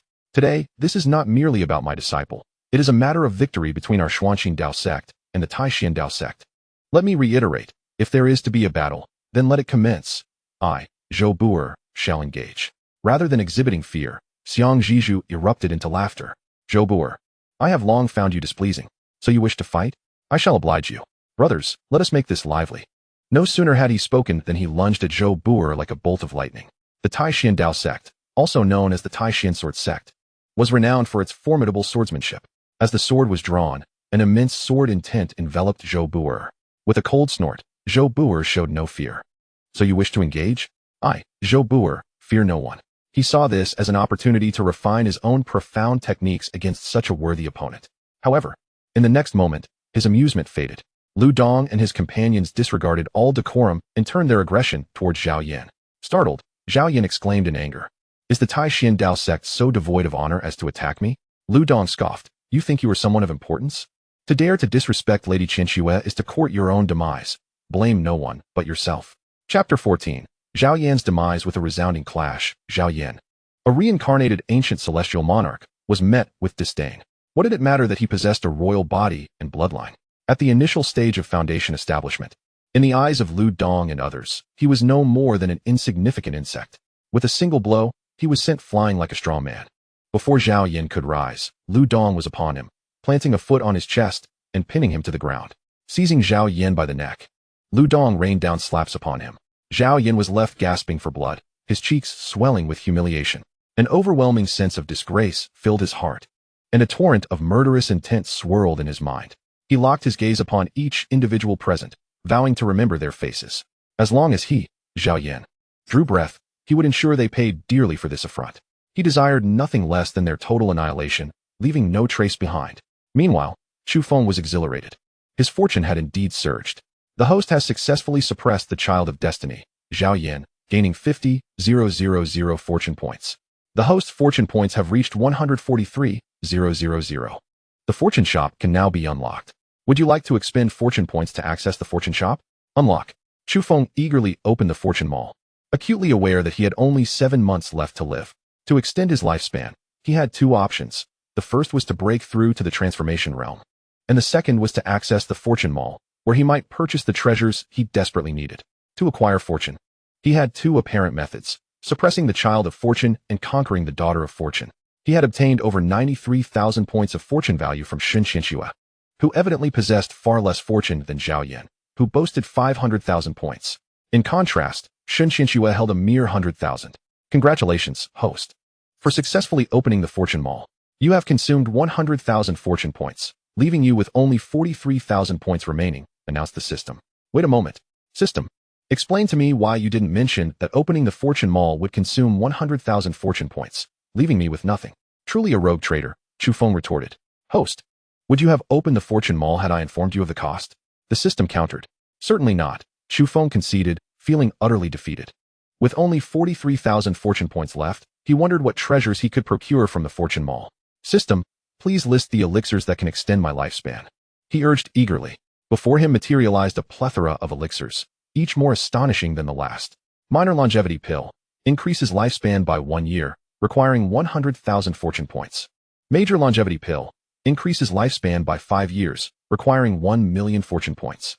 Human essence fruit increases lifespan by 10 years, requiring 5 million fortune points. Earth essence fruit increases lifespan by 50 years, requiring 20 million fortune points. Chu Feng swallowed hard, his enthusiasm swiftly evaporating. The price was exorbitant. Even if he were to inform Zhao Yan of his plight, he could only afford a few minor longevity pills, unable to purchase even a single major longevity pill. The latter, offering 5 additional years, demanded 1 million fortune points. Meanwhile, 5 minor longevity pills, providing 5 years, would require only 500,000 fortune points. Could he possibly manage that? Just as this thought crossed his mind, the system, seemingly anticipating his intentions, interjected, Host, I kindly remind you that each type of elixir provided by the fortune mall can only be consumed once, so your calculations are in vain. Chu Feng felt an overwhelming urge to curse. Not only was the system a rogue trader, but it was also exceptionally unscrupulous. He couldn't even afford the minor longevity pill. As for other treasures, he had no desire to delve into them, his gaze instead fixating on Zhao Yan. He observed Zhao Yan being humiliated by Lu Dong, while Zhou Er had repeatedly failed to evade Xiang Zi's relentless attacks. Several times, in his attempts to rescue Zhao Yan, he had nearly been struck himself. Zhao Yan was a disciple he had painstakingly taken under his wing. Not only did he possess the royal physique and royal bloodline, but he also uniquely embodied the 5 elements royal physique and bloodline, both of which complemented each other, yielding a synergy that far surpassed ordinary divine body qualifications. Coupled with his exceptional comprehension, Zhao Yan's potential was formidable. In the future, he is destined to surpass himself. The golden elixir is within reach. And the nascent soul is not beyond possibility. Such a prodigy must not be allowed to come to harm. Zhou Bu'er bellowed, "Everyone, cease at once. Xiang Zhizhu, do you truly wish to provoke a conflict between the Tai Xian Dao sect and my Xian Xin Dao sect?" Xiang Zhizhu immediately chuckled, filled with disdain, and retorted, "Allow me to clarify. Even you, Zhou Bu'er, as the heir of the Xian Xin Dao sect, cannot represent the entirety of it today. I advise you to withdraw. This disciple is no longer of use to you." Zhou Bu'er shook his head and replied, "To abandon my disciple would be to disgrace my role as a teacher." Xiang Zhizhu scoffed, stubborn and unyielding. "Under normal circumstances, I would indeed grant you some respect, but today, the advantage is mine. Moreover, you have the formidable presence of the immortal Chu Feng behind you. Should he intervene, even the Xian Xin Dao sect would need to tread carefully. Take action. I will hold Zhou Bu'er back. The ancestor has decreed that Zhao Yan, unrepentant, dares to covet the ancestor's woman. He must die." "Yes," Lu Dong exclaimed excitedly. "This fellow speaks with arrogance and insolence, even daring to pursue the sisters. His audacity knows no bounds. If we do not eliminate him, who shall we eliminate?" At this moment, although Zhao Yan was the reincarnation of an ancient celestial monarch, he had yet to mature, being only at the early foundational stage, his most vulnerable time. If he were to survive this, when would be the right moment? Chu Feng observed the entire scene. This was the advantage that status and power conferred. There was no need for him to act directly. With a mere command, there were plenty of others to take action. What if he were a celestial monarch reincarnated? Crushing him would be as effortless as squashing an ant. Lu Dong casually unleashed a surge of magical energy, sending a beam of white light towards Zhao Yan. Zhao Yan's face turned pale as he repeatedly shouted in fury, "No, you cannot kill me. I am the reincarnation of an ancient celestial monarch. I cannot die here." Even Zhou Bu'er's attempts to rescue him were futile. He could only watch helplessly as Zhao Yan met his fate. In an instant, Lu Dong struck down Zhao Yan. Momentarily taken aback, the boy had claimed to be the reincarnation of a celestial monarch at the moment of his demise. Could it be true? If so, it would mean Lu Dong had slain a celestial monarch reincarnated. What of a celestial monarch's reincarnation? A celestial monarch who has not yet matured is still nothing but refuse. However, I can boast about this. Lu Dong has slain a celestial monarch reincarnated. No one would likely believe it, though. What a farce. This is a celestial monarch's reincarnation? He was easily subdued by me. Chapter 15, Sect Master. Your vision is limited. Congratulations to the host for slaying the child of destiny, Zhao Yan, and receiving the following rewards. Reward 1. Awakening of the infinite holy body. Reward 2. Restoration to a cultivation level of 300 years. Reward 3. Award of Immortal Grade Sword Dao. One sword opens the heavenly gate. Acquired luck value, 450. 000. At the cultivation level of 300 years, if Chu Feng's memory served him correctly, he had entered the Nascent Soul realm at the age of 280. This meant that he could now attain the early stage of the Nascent Soul, complemented by the infinite holy body. His strength far surpasses that of others at the same level, comparable to that of a mid-stage Nascent Soul. Let us not forget that he possesses a celestial-level swordsmanship. This is distinctly different from the Great Compassionate Sutra of Yin and Yang, which is a dual cultivation technique, aiding in the enhancement of one's aptitude, soul, and bloodline strength. In contrast, the one sword opens the heavenly gate is a celestial-level offensive divine ability. When unleashed, it can pierce through the very fabric of heaven and earth, representing the pinnacle of swordsmanship. With an impressive accumulation of 450,000 fortune points, it is no wonder that he is the reincarnation of an ancient celestial lord, though regrettably, he has encountered Chu Feng. His demise is inevitable. As he helplessly watched his newly acquired disciple fall, Zhou Bu'er's eyes turned crimson with murderous intent, and he declared emphatically, "You, of the Xianyuan Dao sect, shall remember this humiliation today." However, just as Zhou Bu'er made his threat, Chu Feng took action, having received a reward. Chu Feng readily embraced it, awakening the infinite sacred body. Even a mere awakening of level 1 was incomparable to his previous state at 300 years of age, propelling him to the initial stage of the Nascent Soul realm. Coupled with the one sword opens the heavenly gate, it was time to turn the blade upon Zhou Bu'er.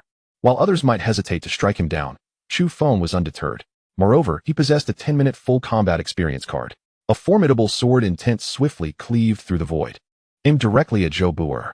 The aura of death enveloped the scene instantaneously. The overwhelming sword intent made Zhou Bu'er acutely aware of the assailant's strength. An ancient Nascent Soul ancestor had made his move. This was a life-threatening situation. If a Nascent Soul ancestor truly sought his demise and had justifiable cause, his death would be in vain. He hastily shouted, "I am a golden core elder of the Xinyuan Dao sect, and my master is the sect leader. You cannot kill me." Chu Feng, however, had little interest in Zhou Buer's pleas. Not only Zhou Buer, but even his master, the sect leader, would find no reprieve if Chu Feng had resolved to strike. With the benefits gained from cultivating the great compassionate sutra of Yin and Yang, the awakened level 1 infinite sacred body, and the celestial level divine ability one sword opens the heavenly gate, Chu Feng could not claim to be a match for a late-stage nascent soul. But dealing with a mid-stage nascent soul was indeed a trivial matter. In the next moment, Zhou Buer was struck by the powerful sword intent. His body exploded like a balloon, disintegrating into nothingness, blood and flesh scattered, utterly obliterated. Congratulations, host, for slaying Zhou Buer, the golden core elder of the Xinyuan Dao sect. You have received 10,000 fortune points.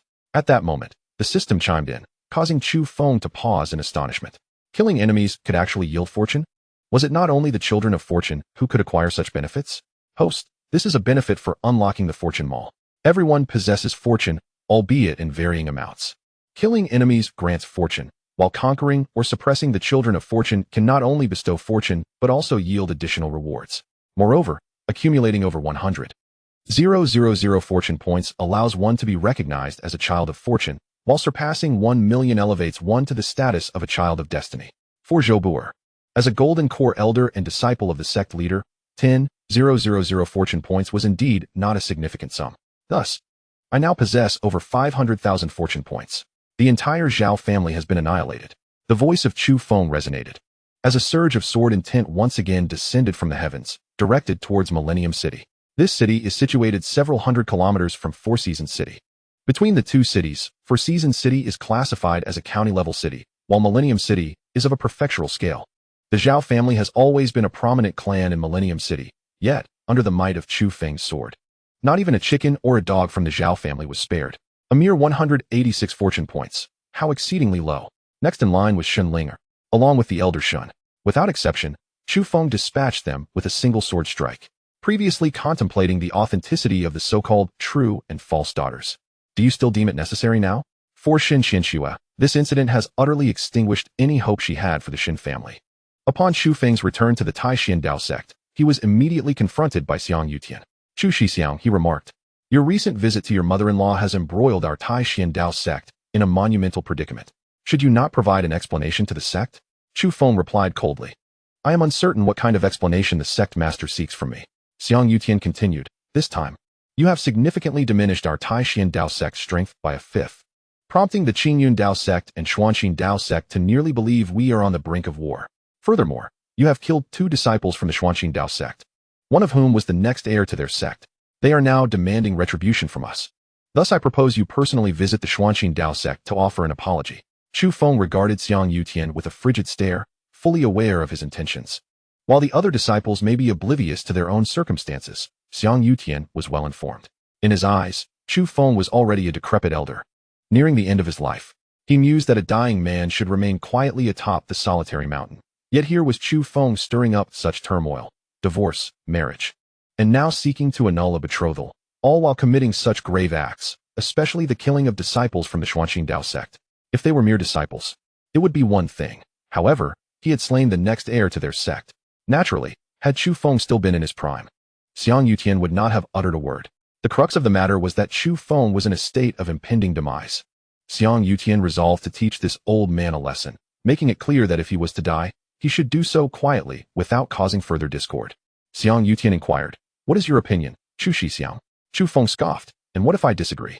Do you intend to force me to the Xuanxin Dao sect?" Xiang Yutian shook his head, "Naturally not, but I fear your resources will be halted henceforth." Chu Feng responded, "Xiang Yutian, from the moment your master appointed you as the next leader of the Taishan Dao sect, I harbored reservations. It seems I was right. Your vision remains exceedingly limited. Seize my resources, Xiang Yutian? You may certainly attempt it." In an instant, Chu Feng unleashed the sword of the Celestial Gate. Though he had only just begun to grasp it, this supreme celestial technique was formidable enough to obliterate the heavens and the earth. Instantly, it rendered Xiang Yutian, the esteemed leader of the Taishan Dao sect at the nascent soul level, akin to a solitary leaf adrift in the vast ocean, overwhelmed by relentless waves. In a flash, both ship and sailor were lost. How could this be? In that moment, Xiang Yutian felt the cold breath of death. He realized that he could not withstand this sword intent, which could even spell his demise. Chapter 16. The Grand Celestial Technique. Chu Feng scoffed. I fear I may disappoint the sect leader. It seems I am not destined to perish just yet. Xiang Yutian paused, a look of embarrassment crossing his face. It is a relief to hear that the elder is unharmed. Congratulations, elder, on the extension of your lifespan and the restoration of your cultivation. This is indeed a tremendous boon for our Taishin Dao sect. Chu Feng, dismissive, remarked, I wonder if the sect leader still intends to withhold my resources. Xiang Yutian quickly replied with righteous indignation, surely, the elder must have misheard me. What I meant to convey is that all your resources will be doubled. Oh. Chu Feng replied with a hint of sarcasm. I wonder if I still need to apologize to the Xuanxin Dao sect. Not at all. Xiang Yutian hastily shook his head. Those who dare to contest with you for a partner are the true culprits. It is the Xuanxin Dao sect that should apologize to you, elder. The elder's sect has pressing matters to attend to, so I shall take my leave. As he departed from the solitary mountain, Xiang Yutian was already drenched in cold sweat, primarily from shock. Logically, given Chu Feng's dwindling lifespan, it was expected that he could hardly maintain his nascent soul prowess. Yet, the strength of that sword intent was something he could not endure.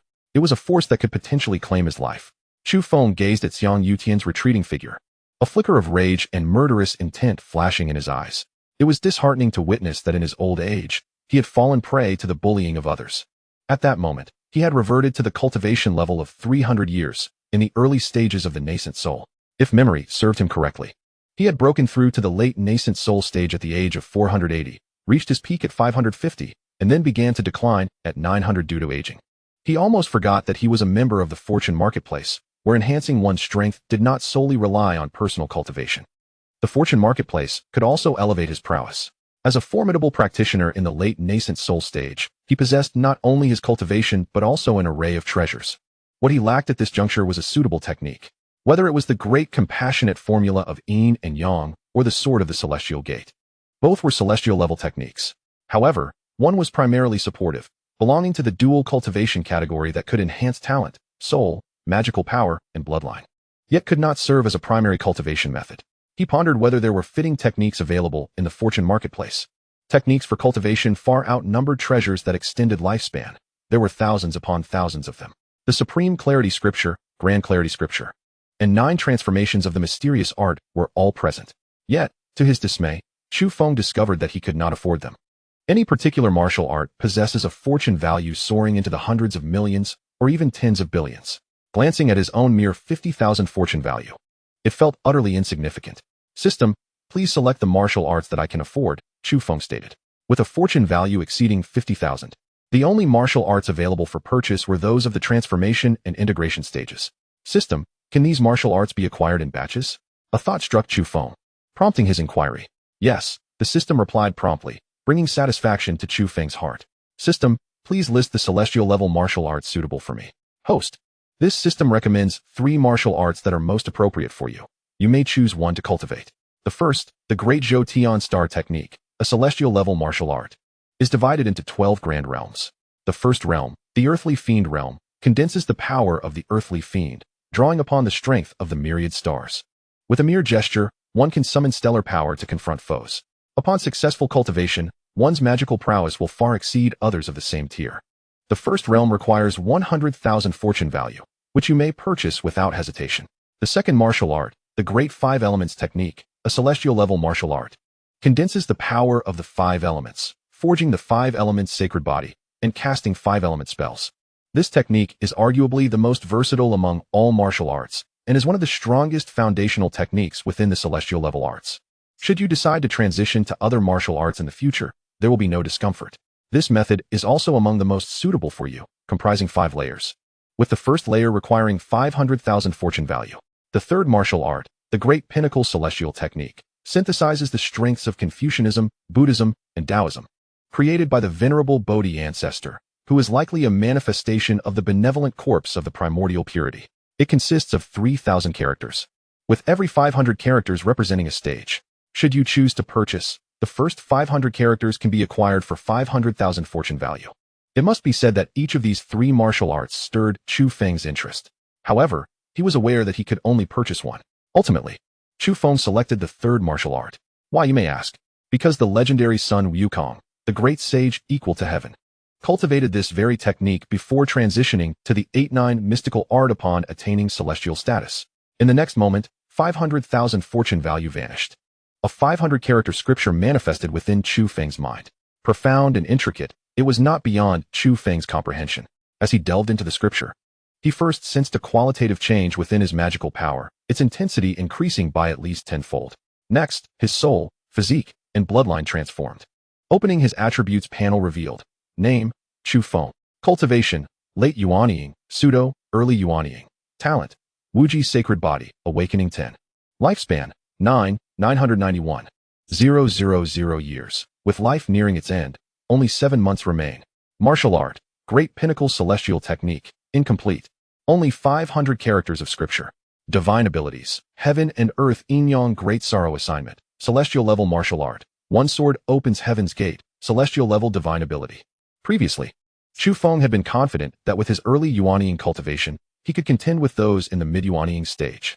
Now, however, he felt capable of not only overcoming them, but even standing against those in the late Yuanying stage, possessing only a fifth of its former glory. It is undeniable that it should at least rival the esteemed Linglong Xiyue. One might ponder whether to entice him further, exerting just enough effort to secure a favorable outcome.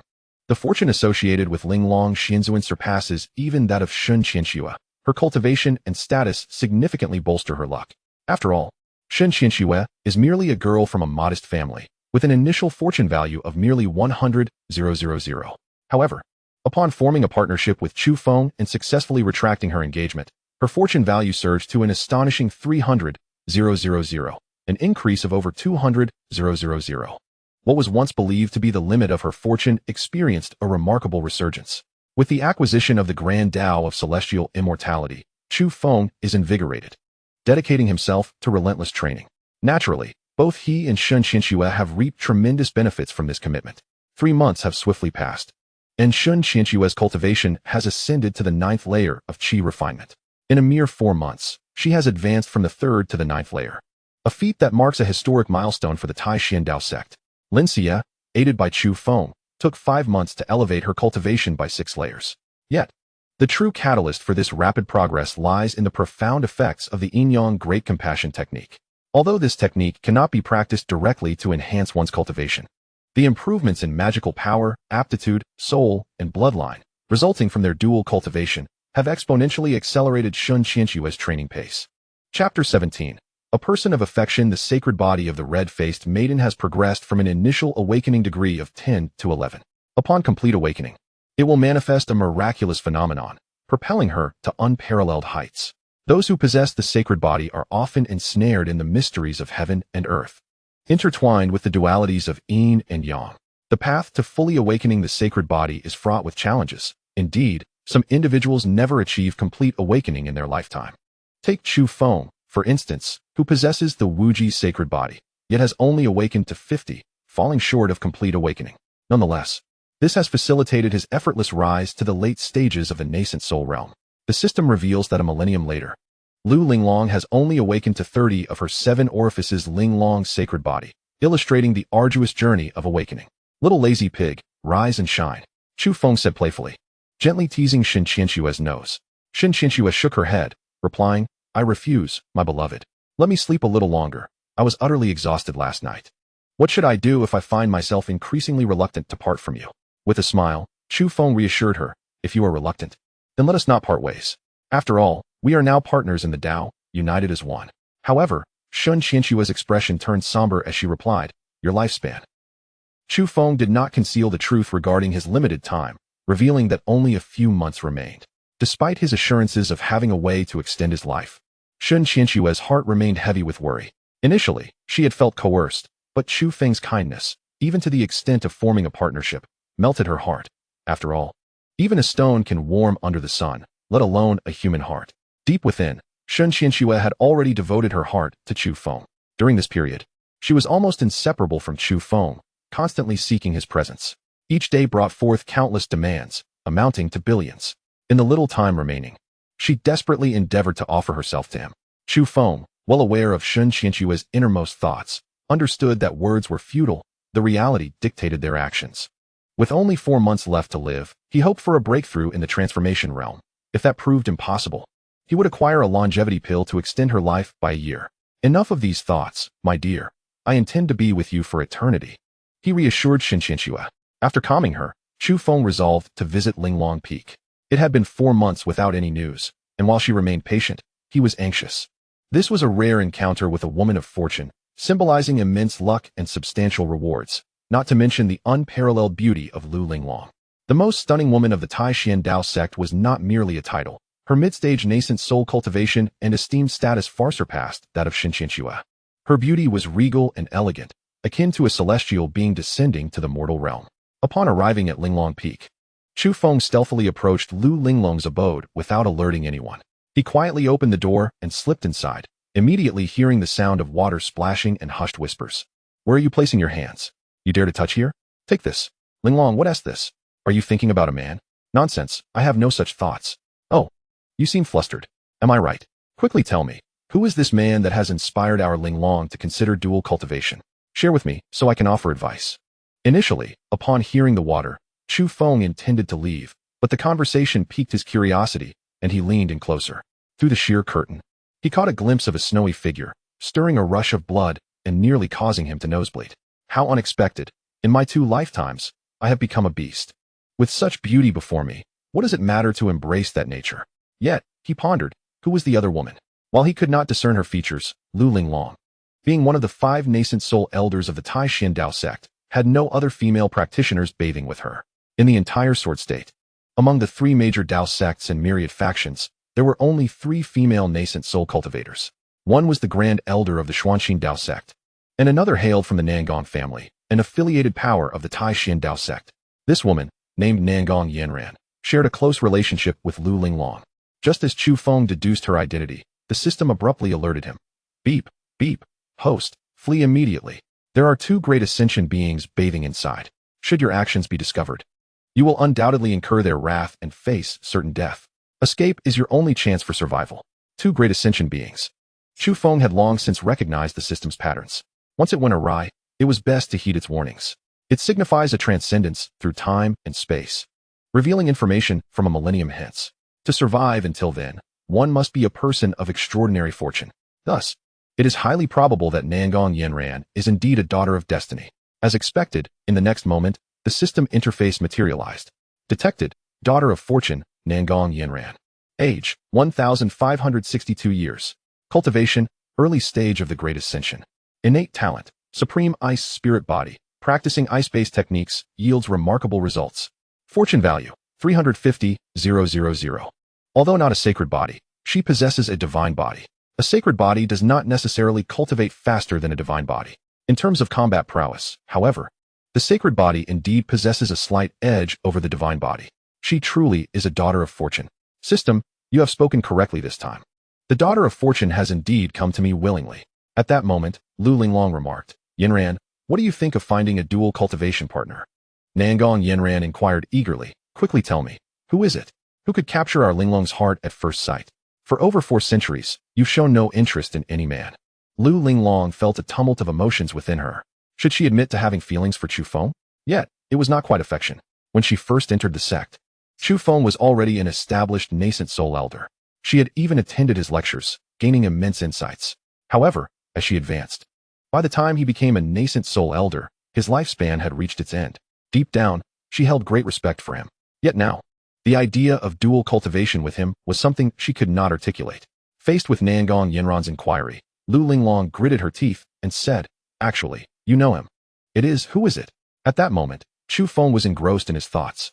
Upon hearing Lu Linglong mention the dual cultivation partner, although he had suspected it might be himself, he still couldn't help but feel a surge of excitement and instinctively moved closer. This approach immediately caught the attention of both Lu Linglong and Nangong Yanran. It was worth noting that they were in the midst of bathing. An overwhelming fury erupted from both, prompting them to direct their anger toward Chu Feng outside the room. Chu Feng, sensing the danger, dared not linger and quickly turned to flee. In his prime, he could have easily escaped, but now his retreat was entirely blocked. Chapter 18. I shall be your Dao partner, hold on. It's me. As the attacks were about to land, Chu Feng exclaimed hastily, facing the 2 women. Could he really perform a miraculous feat to escape? Chu Xixiang, Lu Linglong recognized him. What are you doing here?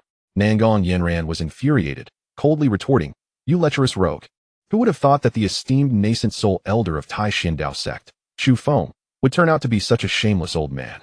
Chu Feng, feeling quite awkward, responded, if I said I came to find my junior sister, would you believe me?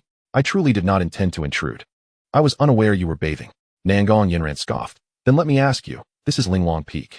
How could you, Chu Feng, enter without announcement and even sneak into Linglong's chamber? Can you claim you weren't peeping, that you're not a shameless old rogue? Chu Feng remarked, Fairy Yanran. Your words are somewhat misguided. I did not sneak in. Rather, I entered boldly. Did not junior sister Linglong inform you that we are preparing to become partners in cultivation? What? You are to cultivate together? Nangong Yanran exclaimed incredulously. Linglong, is what he says true? Have you lost your senses? If I recall correctly, his lifespan is nearly depleted, and he is frail with age. I have heard that his previous partner, Lin Xiyue, left him due to his declining health. By the way, I believe Lin Xiyue is now your disciple, Linglong. At this moment, Lu Linglong's face turned crimson. After 4 months of contemplation, she indeed harbored thoughts of cultivating alongside Chu Feng. The great elegy of yin and yang she had only read the beginning of was profoundly intricate and had greatly benefited her. Moreover, in the realm of cultivation, partners are indispensable, while a partner need not be a romantic one. What could be more intimate than a partner in cultivation? If one were to consider the entire Tai Xindao sect, or even the entirety of Jianzhou, there were but a few who could be deemed worthy companions for Lu Linglong. If not for his impending demise, Chu Feng would undeniably be the most suitable candidate. However, if he could extend his lifespan and truly restore his health through cultivation, it might warrant consideration. Having thoughts is one matter, but being directly questioned is another. Just as she was about to voice her objections, Chu Feng swiftly interjected, as you can see, I am currently junior sister Linglong's partner in cultivation. My presence here poses no issue. Seeing that Lu Linglong had not opposed him, Nangong Yanran's expression soured. Yet she failed to realize that it was not Lu Linglong's lack of opposition, but rather Chu Feng's cunning, as he had not allowed her time to object. The crux of the matter lay in Lu Linglong's earlier words, which unmistakably conveyed the sense of having a partner. With a cold huff, she declared, very well. Even if you and Linglong are partners, I am still here. You are clearly toying with me. How do you explain this? Naturally, there was no explanation forthcoming. Chu Feng shrugged and replied, First, we are on Linglong Peak. I came to seek junior sister Linglong. Second, I had no knowledge of your presence here. It was entirely a misunderstanding. Third, there is a veil separating us, and I could not see clearly, understood? Of course. If you believe I've seen you bathing and wish for me to take responsibility, I am willing to do so. We could become partners right now. Bah. Nangong Yanran was incensed. You wish to embrace both me and Linglong? That is absurd. Incorrect. Chu Feng shook his head. It would not be just the two of you, but with Lin Xiyue, that would make 3 partners. What do you think? Consider it. Consider it for whom? Nangong Yanran retorted angrily. Linglong, what is your judgment? How could you wish to become partners with this shameless rogue? Lu Linglong shook her head. Yanran, do not speak so recklessly. I have not become his partner. Not yet. Nangong Yanran suddenly realized. You deceived me. I did not perceive that you were a trickster. In an instant, Chu Feng stepped forward to stand before Lu Linglong, saying, Junior sister Linglong, do you not understand my heart? Binding as Tao partners, we may further cultivate the profound heaven and earth yin-yang great compassion verse. Upon hearing this, Nangong Yanran inquired with a hint of confusion, what kind of technique is this? Chu Feng replied, it is a celestial grade dual cultivation technique. Celestial grade? Are you certain? Nangong Yanran exclaimed in astonishment. As the esteemed elder of the Nangong family and a nascent soul cultivator, she had only practiced techniques of the nascent soul level. Celestial grade techniques, do they surpass the emperor level? Quick, let me see. Nangong Yanran urged eagerly. Chu Feng shook his head, saying, that is not permissible. It can only be cultivated alongside my Tao partner. The heaven and earth yin-yang great compassion verse allows one to enhance their magical prowess, spiritual strength, aptitude, and bloodline through dual cultivation. For instance, you possess the innate ice soul divine body with a 30 awakening rate, yet it remains partially dormant. However, by practicing the heaven and earth yin-yang great compassion verse, you could fully awaken your ice soul divine body, at which point you would command the power of ice, significantly amplifying your battle prowess by several hundredfold. Such is the marvel of celestial grade techniques. Chu Feng's words stirred something deep within Nangong Yanran. Though the Nangong family was revered as the foremost family in the Sword Province, their strength paled in comparison to the 3 great Tao sects. Their most powerful inherited techniques were merely at the nascent soul level. the prospect of further breakthroughs, perhaps even ascending to the transformation stage, integration stage, or Mahayana stage, was a tantalizing dream. Yet, conditions had always been a barrier. Now, the opportunity lay before her. With a resolute heart, Nangong Yenran made her decision and declared, Chu Feng, esteemed immortal, how about I become your Tao partner? Ding. Host, you have truly impressed me. You have managed to win over a Mahayana celestial being, and your conquest value has reached 60 points. As a reward, the host's fortune value is doubled, granting you 620,000 fortune points. The host receives the celestial grade sword, Burning Heaven Sword. The host's cultivation is restored to that of when you were 500 years old. At 500 years of age, the host's cultivation reaches the late Nascent Soul stage. And due to practicing the Heaven and Earth Yin-Yang Great Compassion Verse and the Great Celestial Technique, your battle prowess when opening the Heavenly Gate with a single sword is even stronger than at your peak. You are awarded a Peak Transformation Stage Battle Power Experience card. Valid for 10 minutes. Wonderful. This is simply marvelous. Chu Feng could not contain his excitement. Haha, I am at the late Nascent Soul stage. How far can I be from breaking into the mid-transformation stage now? In his prime at 500 years, he thought of Nangong Yenran, but also of Lu Linglong. Yet, he pondered if he had become too fixated on completing the mission to pursue romance. You must believe me. I, Chu Feng, truly care for them. Dual cultivating with Lin Xiyue posed its challenges due to her relatively low cultivation level. Even the benefits of the Heaven and Earth Yin-Yang Great Compassion Verse would be limited. However, Nangong Yenran and Lu Linglong were different. Chapter 19. The need for the Jiangzhu celestial herb. Lu Linglong's spirits plummeted in an instant. It was supposed to be her Tao partner, and now it had transformed into someone else's. Have you no shame? Yet, despite the frustration boiling within her, she found herself unable to utter those words. Nangong Yenran seemed to sense Lu Linglong's mood as she approached her with a smile, taking her hand and suggesting, why not cultivate the great compassionate Yin-Yang verse together? Lu Linglong blushed, turning to glance at Chu Feng. His heart soared with delight as he exclaimed, the more individuals who practice the great compassionate Yin-Yang verse, the more profound the effects. Junior sister, Yenran, I shall impart this verse to you both, so you can delve into its depths. Seizing the moment, Chu Feng resolved to act swiftly. A system notification chimed. Nangong Yenran had been captivated, achieving a conquest value of 60. However, Lu Linglong did not receive a notification, indicating her trust had yet to be fully established. Previously, even a mere 10 points of conquest value had yielded a system prompt when he forcibly claimed Lin Xiyue. With Lu Linglong, inducement through the great compassionate Yin-Yang verse seemed the way forward, while coercion appeared unnecessary. Nangong Yenran undoubtedly served as a splendid catalyst. Perhaps through her, he could win Lu Linglong over. As the two women grasped the great compassionate Yin-Yang verse, they were immediately struck with awe. It was indeed a marvelous celestial-level cultivation technique. Beep beep beep. Congratulations, host, for successfully conquering the fated woman Lu Linglong. Conquest value, 10 points. You have earned 300,000 fortune points, along with the following rewards. 1. Celestial-level divine skill, the 99 dragon-subduing palms. 2. 500 years of mana. 3. 1 bloodline enhancement pill. Chu Feng was almost overwhelmed with joy, nearly leaping from his spot. He had truly conquered her, albeit with just 10 points, signifying that Lu Linglong did not oppose the idea of dual cultivation with him. His prior encounter with Lin Xiyue had been a forceful claim, whereas Nangong Yenran was eager to engage in dual cultivation. At this moment, Lu Linglong was merely intrigued. Lu Linglong said, Chu Xixiang, I am willing to become your Tao partner for dual cultivation, but you must fulfill one condition. Speak, he replied, determined to pursue his own happiness. What was one condition? He would agree to 10 if needed. I desire the Jiangzhu celestial herb. Chu Feng recognized this herb, knowing it was found within the Taishan secret realm. However, they had yet to gain entry into that realm. The Jiangzhu celestial herb could only be harvested by a maiden, and none were available outside. The Taishan secret realm opened once every 500 years, and though 3 individuals had initially qualified from the Taishan Dao sect, Lin Xiyue was among them, but had lost her eligibility after being seduced by Chu Feng. Now only 2 remained, both of whom were male. The Jiangzhu celestial herb, a spirit herb of the Nascent Soul level, could be refined into the Jiangzhu pill, aiding Lu Linglong in elevating her cultivation to the late Nascent Soul stage. Chu Feng's mind raced as he contemplated checking the fortune mall for potential purchases. To his surprise, he found it available. Jiangzhu celestial herb, 2 million fortune points. Jiangzhu pill, 3 million fortune points.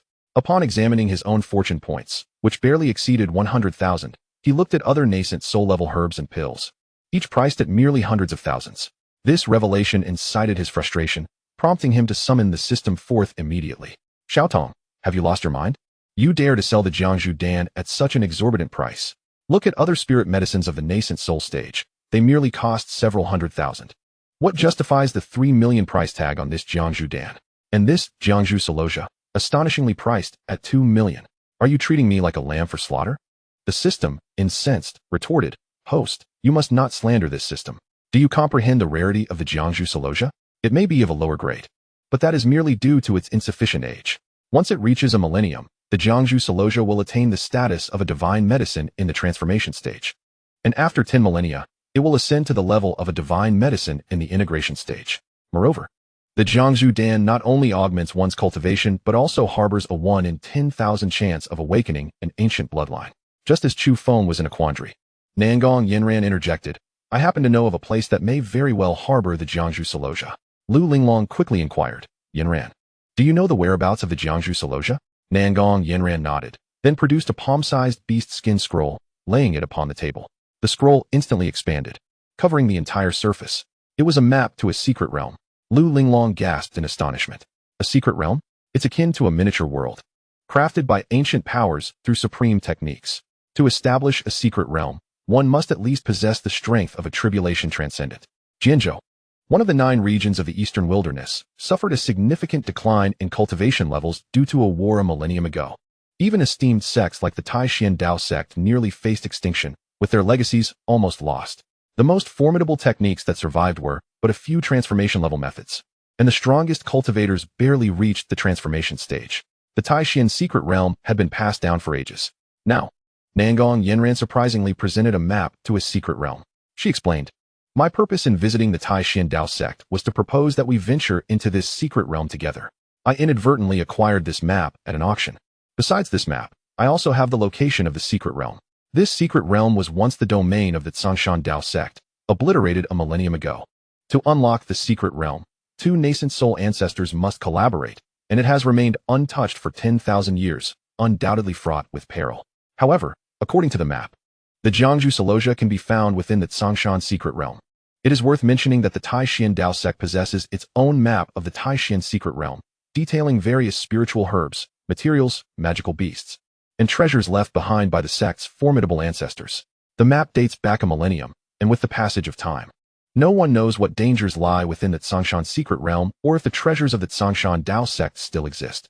Lin Xiyue, in her desire to enter the Taishan secret realm, even went so far as to divorce Chu Feng. In the end, all her efforts were in vain. Had he known that a secret realm lay before them now, he might have lost his mind. After a brief discussion, the 3 set off, with Chu Feng also intrigued by the Tsangshan secret realm that had remained unopened for 10 millennia. At this moment, he successfully absorbed the rewards from this endeavor. 500 years of cultivation. The cultivation has successfully reached the pinnacle of the Nascent Soul stage. However, to transcend into the God transformation realm, there remains a delicate thread yet to be crossed. The initial step towards this transformation from the mundane is a formidable challenge that has thwarted countless cultivators. Chu Feng, having entered the late Nascent Soul stage at over 500 years of age, spent an arduous 400 years without successfully stepping into the God transformation realm. Nonetheless, this extensive period of reflection has bestowed upon him profound insights into the breakthrough process. Moreover, within the Fortune Mall, there exists a pill that aids in transcending to the God transformation realm. Chapter 20. The Sword Spirit Transforms. The Spirit Transformation Pill costs 1 million fortune points. With sufficient fortune points at his disposal, it signifies that he has nearly resolved his longevity concerns. When his lifespan is on the verge of depletion, a single spirit transformation pill could facilitate his ascension to the God transformation realm, extending his lifespan to 3,000 years. Yet, Chu Feng refrained from hastily purchasing it. The immediate priority lies in venturing to the Tsangshan secret realm. Tsangshan is one of the 5 major mountain ranges within the Jianzhou territory. Yet a cataclysmic battle a millennium ago cleaved it in twain with a single sword strike, leaving behind a vast chasm that still resonates with a potent sword intent. It is precisely due to this lingering sword intent that the vegetation upon Tsangshan has withered, and the spiritual energy has dissipated, rendering it unsuitable for cultivation. Nonetheless, numerous sword cultivators traverse great distances to Tsangshan, seeking to comprehend this formidable sword intent. Chu Feng has visited several times, harnessing this sword intent to refine his Taishan sword classic to a state of consummate perfection. Upon arrival, Chu Feng and his companions were initially concerned that this secret realm might have been obliterated by the overwhelming sword intent. However, upon entering the realm, their apprehensions were assuaged. At this moment, Chu Feng recalled the system's notification upon his arrival at Songshan. Supreme sword intent left by the Tribulation Sovereign detected. This sword was wielded by the Tribulation Sovereign, annihilating the entire Songshan Dao sect and severing the vitality of the entire Songshan mountain range. Even within the secret realm, the pervasive sword intent could be vaguely sensed. Furthermore, this sword intent possesses an enigmatic quality, being inherently attuned to the celestial level swordsmanship. Chu Feng found himself irresistibly drawn to the myriad sword intents within the secret realm. The sword intent atop Songshan has remained unchanged for millennia, yet it is gradually waning. Conversely, the sword intent within the secret realm is continuously gathering strength. This indicates that the sword intent is absorbing the spiritual energy of heaven and earth within the secret realm, and once it accumulates sufficient energy, it may take form and manifest as a sword spirit. Lu Linglong and Nangong Yanran also discerned this reality. Exchanging glances, they urged, "We must leave quickly. The secret realm is perilous. If we linger any longer, escape may become impossible." However, just as the three were poised to abandon their exploration of the secret realm, the sword intent had other intentions. Having arrived, it would not permit their departure. In an instant, the sword intent transformed into an ethereal sword radiating a blue luminescence. Obstructing their path, the sword intent surged forth, as if it could pierce through the very fabric of space itself. With a grave expression, Chu Feng declared, "This sword intent seeks to eradicate us, absorbing our flesh and blood to take form. Should the sword intent successfully transform, if it absorbs the bloodline of a beast, it will manifest as a beast itself. If the essence absorbed is human blood, then the manifestation takes on a human form." Clearly, at this moment, the sword intent has transformed into a sword spirit, and it merely needs to devour the bloodline of humanity to take on a human guise. Host, flee quickly. A sword demon of the tribulation stage is detected, harboring murderous intent, seeking to consume your flesh and soul with a relentless pursuit. If you can run, do so. Kneeling in surrender is futile. The system reacted. Wait.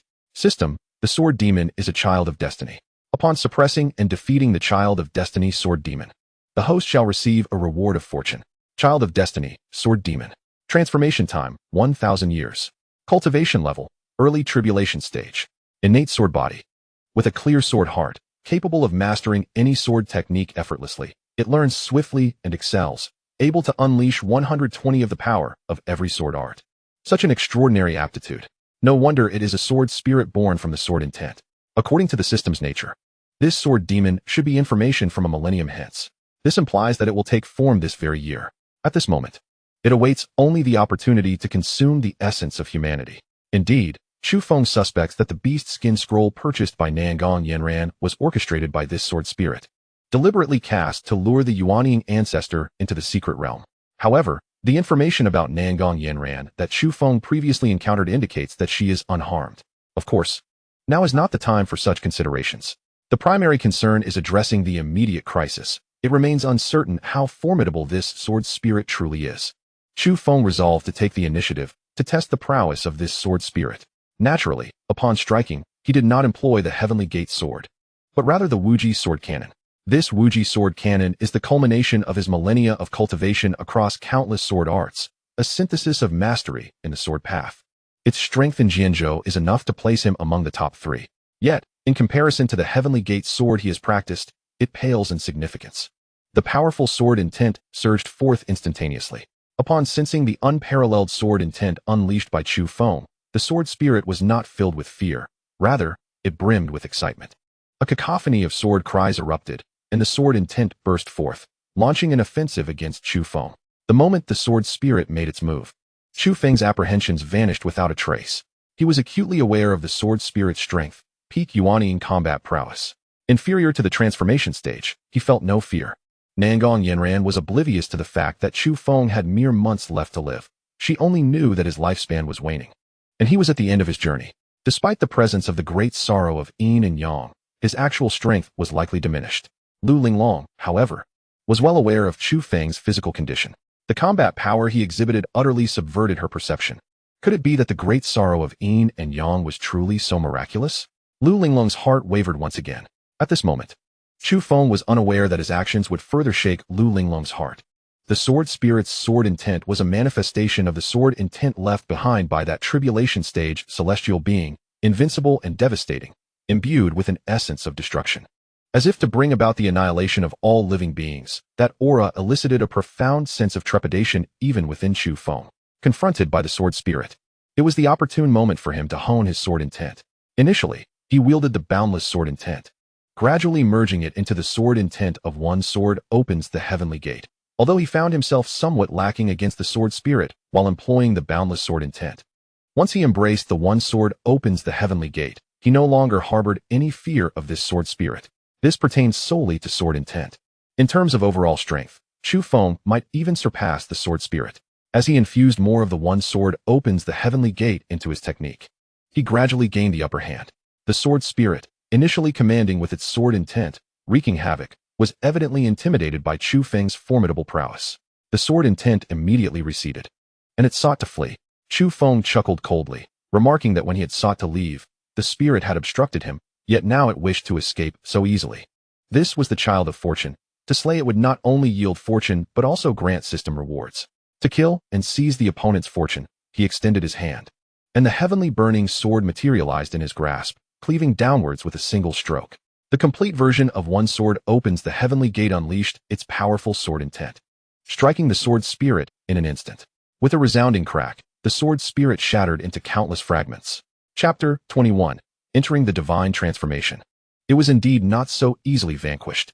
It scattered and fled, yet I shall ensure none escape. The sword spirit transformed into numerous strands of sword intent, dispersing in all directions. Without receiving any system notification, Chu Feng did not believe that the sword spirit had been slain by him. He raised his hand and struck out with a palm, invoking the celestial level divine ability, the dragon subduing 99 palms. With a single palm thrust, countless golden dragons surged forth from Chu Feng's hand. The so-called 99 palms were not limited to just that number, as 99 merely represented the pinnacle of the first realm of the dragon, subduing 99 palms. The system rewards were indeed exquisite. These golden dragons surged towards the fleeing sword intent, devouring them as if they were the most delectable morsels, leaving no strand of sword intent unconsumed. Finally, the delightful notification from the system resonated in the air. Host, you are truly remarkable. How many times has this been? Inconceivable. You are my idol, and my admiration for you flows as deeply as the Yellow River. Stop. Chu Feng interrupted the system. Enough with the idle chatter. Quickly disclose the rewards. You are absolutely right, host. I increasingly realize how astute my decision was to choose you as my master. The rewards are forthcoming. Reward 1. The host receives 1,000 years of cultivation. Reward 2. An opportunity for the host to comprehend the divine transformation realm. Reward 3. A card of extraordinary comprehension for the host, valid for 24 hours. And that was it. Chu Feng furrowed his brow. Well, it was better than nothing. With the sword spirit no longer obstructing him, the quest for the Jiangzhu immortal herb would become significantly more manageable. Who could have anticipated that throughout the entire secret realm, every being of even moderate strength had been annihilated by the sword spirit without exception? As for the so-called legacy and treasures, it is regrettable that none have encountered Chu Feng, who even doubts whether the Tsangshan Dao sect was completely ransacked when it was annihilated. Returning to the Taishan Dao sect, before Chu Feng could propose the idea of becoming a Dao partner, he was hastily dismissed by Lu Linglong, who claimed she needed to refine the Jiangzhu Dan and then focus on her cultivation. Chu Feng was momentarily taken aback and inquired whether she would prefer to practice the Tiandi Inyang de Bei Fu, which would facilitate her breakthrough to the late Yuanying stage. No need. Lu Linglong firmly rejected him, leaving Chu Feng feeling quite dejected. Upon returning to the solitary mountain, Chu Feng pulled Lin Xiyue to begin laboring, as if he intended to vent all his pent-up frustration. After a flurry of activity that spanned 7 or 8 times, yielding hundreds of billions in business, his spirits finally lifted. Gazing at Lin Xiyue, who lay languidly in his embrace, a wave of guilt washed over him. He channeled a stream of energy into her, expressing with concern, Lin Xiyue, I am truly sorry for being so rough. Are you all right? Lin Xiyue shook her head, replying, my husband, I can endure it. Besides, it is my duty. She added, this discontent stems from our inability to secure the favor of the esteemed Linglong. Ah, so you are aware, Chu Feng acknowledged. Indeed. Lin Xiyue smiled. I secretly hope you will find me a few sisters. You are simply too strong. Ha! That man does not relish when women call him strong. And Chu Feng was no exception. In the training room, Chu Feng began to assess the gains from this endeavor. 500 years of cultivation suddenly propelled his prowess to the peak of the Yuanying stage, while a millennium's worth of energy remained unabsorbed. The crux lay in his comprehension of the transformation into the God stage, coupled with the 1,000 years of energy. It was more than sufficient for him to break through to the God transformation stage, with only 4 months of life remaining. Entering the God transformation realm became his utmost priority. As time flowed on, a month swiftly passed. Chu Feng's cultivation officially transcended into the God transformation realm. Upon entering this realm, he experienced an earth-shattering transformation. Previously, although his physical condition and appearance had returned to that of a 30-year-old due to system rewards, his cultivation level had not caught up, causing him to appear to others as aged and dull. Now, having stepped into the God transformation realm, he could finally revert to his youthful appearance. Being one of the 5 Yuanying elders, his recent breakthrough altered not only his cultivation but also his status. As the Grand Elder, he stood on equal footing with the sect leader. Becoming the Supreme Grand Elder of the God transformation realm meant he surpassed the sect leader, possessing the power to dictate the sect leader's fate. In the past, when Xiang Yutian encountered him, they were equals. Now, Xiang Yutian would have to show him respect. It seems to echo the saying, "Once you disregarded me, now I am out of your league." Furthermore, this millennium of cultivation did not merely elevate Chu Feng to the initial phase of the God transformation realm. It catapulted him directly into its mid-stage. The process of transformation not only involved transcending the mundane, but also refining the Yuanying within him to the Yuanshin stage. The essence of the soul is divided into 3 stages: the Yin spirit, the Yang spirit, and the primordial spirit. At this moment, Chu Feng had successfully condensed the power of the Yin spirit and awakened the latent power of his bloodline. Furthermore, under the influence of a bloodline enhancement elixir, he had directly refined his bloodline to the level of a royal lineage. Upon opening the system panel, the following details appeared. Name: Chu Feng. Cultivation: mid-stage transformation. Age: 999 years and 3,000 days. Constitution: limitless sacred body. Awakened 30. Limitless bloodline. Royal bloodline. Technique: celestial grade technique. Great divine immortal art. Artifact: celestial grade artifact. Burning sky sword. Divine powers: celestial grade divine power. 99 dragons subduing palms. Celestial grade divine power. 1 sword opens the heavenly gate. Lastly, there was a remarkable insight experience card valid for 24 hours. All techniques awarded by the system, be it the 99 dragons subduing palms or the 1 sword opening the heavenly gate, were merely at the entry level. Not to mention the great divine immortal art he had purchased from the Fortune Mall, with a total of 3,000 characters corresponding to the 3,000 paths. It was indeed deserving of the title of the most powerful cultivation technique across the realms. Although he had procured 500 verses from the Fortune Mall, which could stand alone, their profundity was unparalleled. To this day, Chu Feng had only grasped the most superficial aspects of it. The deeper his understanding, the more he felt the vastness and intricacy of this technique, leaving him with a sense of ignorance and bewilderment. This time, he intended to make full use of the insight card to delve deeper into his comprehension. While Chu Feng was engrossed in his closed-door cultivation, an unexpected guest arrived at the Shun family in Four Seasons City. Ever since Chu Feng had eradicated the Zhao family, the Shun family had risen to dominance. Furthermore, the news that Shun Zhong, the head of the Shun family, had a remarkable daughter who had become a concubine to the venerable Yuanying elder of the Taishan Dao sect, had elevated the family's status immensely. Influential factions within 1,000 miles flocked to offer their congratulations, presenting countless resources, rendering the Shun family unparalleled in their prominence. However, on this day, a formidable pressure suddenly descended upon the Shun family, causing even the livestock to kneel in submission. Chapter 22. The false heiress who is the head of the Shun family? A voice imbued with mystery and power resonated through the void. The members of the Shun family were already terrified, their souls nearly leaving their bodies. Upon hearing the inquiry from this formidable presence, they all turned their gaze towards Shinzhong. Shinzhong mustered the strength to raise his head and declared, "I am Shinzhong, the head of the Shin family. My daughter Lin Xiyue is the Dao partner of the Grand Elder of the Taishan Dao sect. I do not know who you are, but please do not misinterpret this situation." Humph. A cold snort echoed in the void. Is the Taishan Dao sect truly formidable? I do not hold them in high regard. Shinzhong, I ask you, 18 years ago, did your family take in a little girl wearing a Qilin jade pendant around her neck?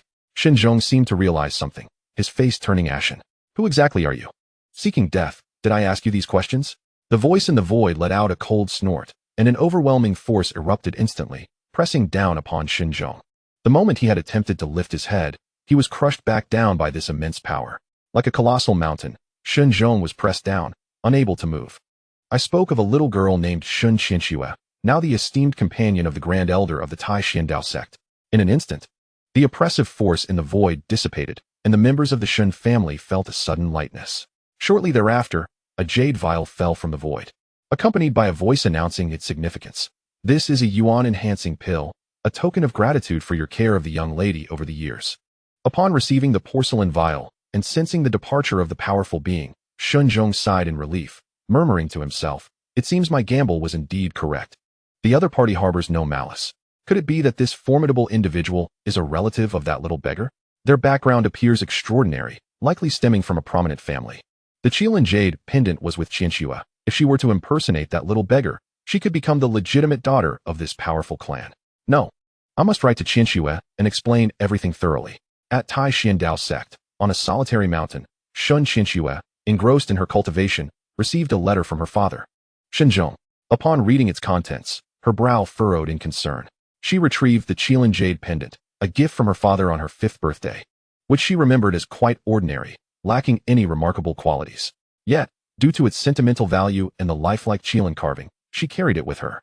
To her astonishment, she learned that this pendant belonged to someone else, the little beggar she had encountered on the street, whom she had taken home out of pity but had vanished after a month. She had thought little of it at the time.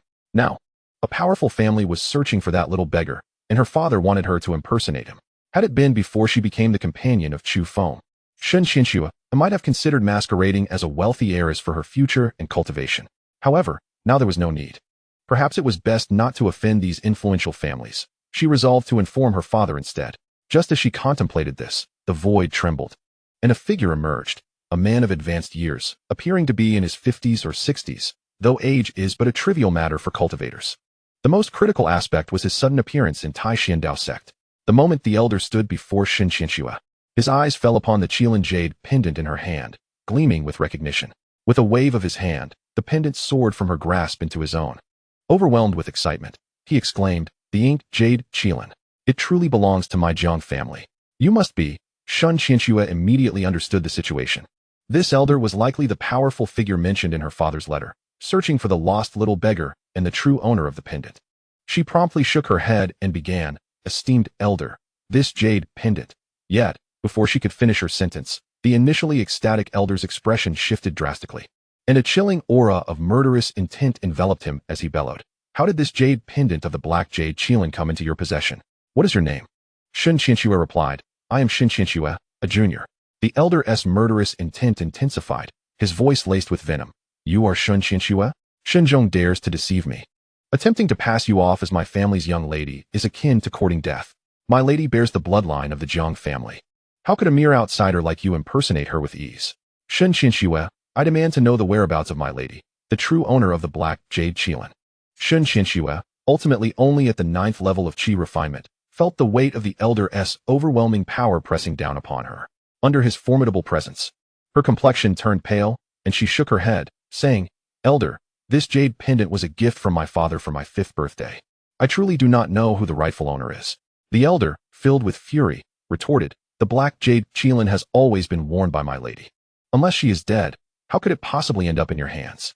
I shall slay you as an offering for her, and then I will annihilate the entire Shin family in Four Seasons City." In an instant, a powerful surge of magical energy surged towards Shun Xiyue with lethal intent. "Am I to perish? My beloved, I had hoped to spend more time with you, yet now I must depart before you." In the presence of the elder, Shun Xiyue felt an overwhelming sense of helplessness, akin to an ant ready to be crushed at will. Just as the elder was about to strike her down, Chu Feng arrived. A fierce and agile sword intent surged forward, aimed directly at the elder. Having entered the transformation realm and attained the power of the Yuan spirit, his original spiritual consciousness had transformed into divine awareness. Though the elder could deceive others, he could not elude Chu Feng's perception. In the early stages of the transformation realm, that was the elder's cultivation level. Unless the hidden elders of the Tai Xiandao sect dwelled deep within their minor realm, the elder could indeed come and go freely within the Tai Xiandao sect. Upon sensing the elder's presence on the isolated mountain, Chu Feng immediately became alert. Realizing that the elder was attacking his beloved Shun Xiyue, how could he stand idly by? The elder's expression changed abruptly as he recognized that this strike, intended to eliminate the woman attempting to impersonate his lady, would undoubtedly wound him. Most crucially, This sword intent made him acutely aware that the newcomer was at least his equal in strength. With a clenched jaw, the elder reluctantly retreated, abandoning his assault on Lin Xiyue. Chu Feng, having forced the elder back, quickly positioned himself in front of Lin Xiyue, shielding her behind him as he asked, "Lin Xiyue, are you unharmed?" A sweet relief washed over Lin Xiyue as she shook her head, replying, "I am fine, my love. It is merely that this elder suddenly sought to kill me for reasons unknown." Chapter 23. The Eastern Wilderness Imperial Clan. Chu Feng gazed coldly at the elder before him. The system, however, remained entirely unresponsive. Without being the child of destiny, one naturally would not be driven mad by revelations from a millennium in the future. Chu Feng inquired, "Might I ask why you wish to harm my beloved?" The elderly gentleman, named Jiang Tai, coldly snorted. "She deserves death for daring to impersonate the eldest daughter of the Jiang family, coveting our resources and status, and even snatching away the jade pendant of the inked jade Qilin from Our Lady. It is highly likely that Our Lady perished at her hands. Does she not deserve to die?" Chu Feng replied with a frigid scoff, "To threaten my companion is to question my resolve. This is the Tai Dao sect. To intrude here is to court death. Since you have come, you need not leave." Regardless of Jiang Tai's identity or intentions, Chu Feng was unperturbed. For had he not arrived in time, Lin Xiyue might have truly met her end at Jiang Tai's hands. With a swift motion, Chu Feng unsheathed his sword and struck at Jiang Tai. The latter's complexion changed drastically as he admonished, "Do you dare to lay a hand on me? Do you know who I am? A mere Dao sect at the Tai level. Do you not fear the annihilation of your entire clan?" Chu Feng retorted, "Your words are tiresome. You are but a dead man. Why should I care?" Jiang Tai was incensed. Feeling belittled as a member of the Jiang family by a mere Taoist practitioner, he resolved to teach him a lesson and retaliated with a massive palm strike. One of the Jiang family's ultimate techniques, the void handprint. This technique could bypass obstacles in the void, capable of shaking the very fabric of reality, having claimed countless lives. However, upon witnessing Jiang Tai's attack, Chu Feng furrowed his brows. Initially intending to execute the Wuji sword manual, he now realized he must unleash the sword to open the heavenly gate. Suddenly, the intent of his sword transformed, and Jiang Tai's void handprint crumbled under the overwhelming sword energy. With a powerful strike, Chu Feng's sword struck Jiang Tai's chest, sending him flying like a mere scarecrow. A spray of blood erupted from Jiang Tai's mouth, and he became listless, his face a mask of disbelief. "Who are you? How can you be this formidable?" Chu Feng retorted coldly, "You have no idea what you're up against, and I owe you no explanations. Now, you may die." He raised his hand, releasing a surge of sword energy. Caught off guard, Jiang Tai never anticipated that Chu Feng would truly act. As death loomed, he cried out in terror, "I am a member of the Jiang family, the Eastern Wilderness Imperial Clan. If you kill me, the Jiang family will not let you go." Yet, Chu Feng showed no intention of halting his assault. In the next moment, Jiang Tai's body was pierced, blood gushed forth, and he perished on the spot. Observing Jiang Tai's lifeless form, Lin Xiyue expressed her concerns. "My lord, what shall we do? What he mentioned about the Jiang family. What is this Eastern Wilderness Imperial Clan?" Chu Feng nodded, reassuring her, "Fear not. I am aware of the Jiang family, and besides, although he bears the surname Jiang, he is not of the main bloodline.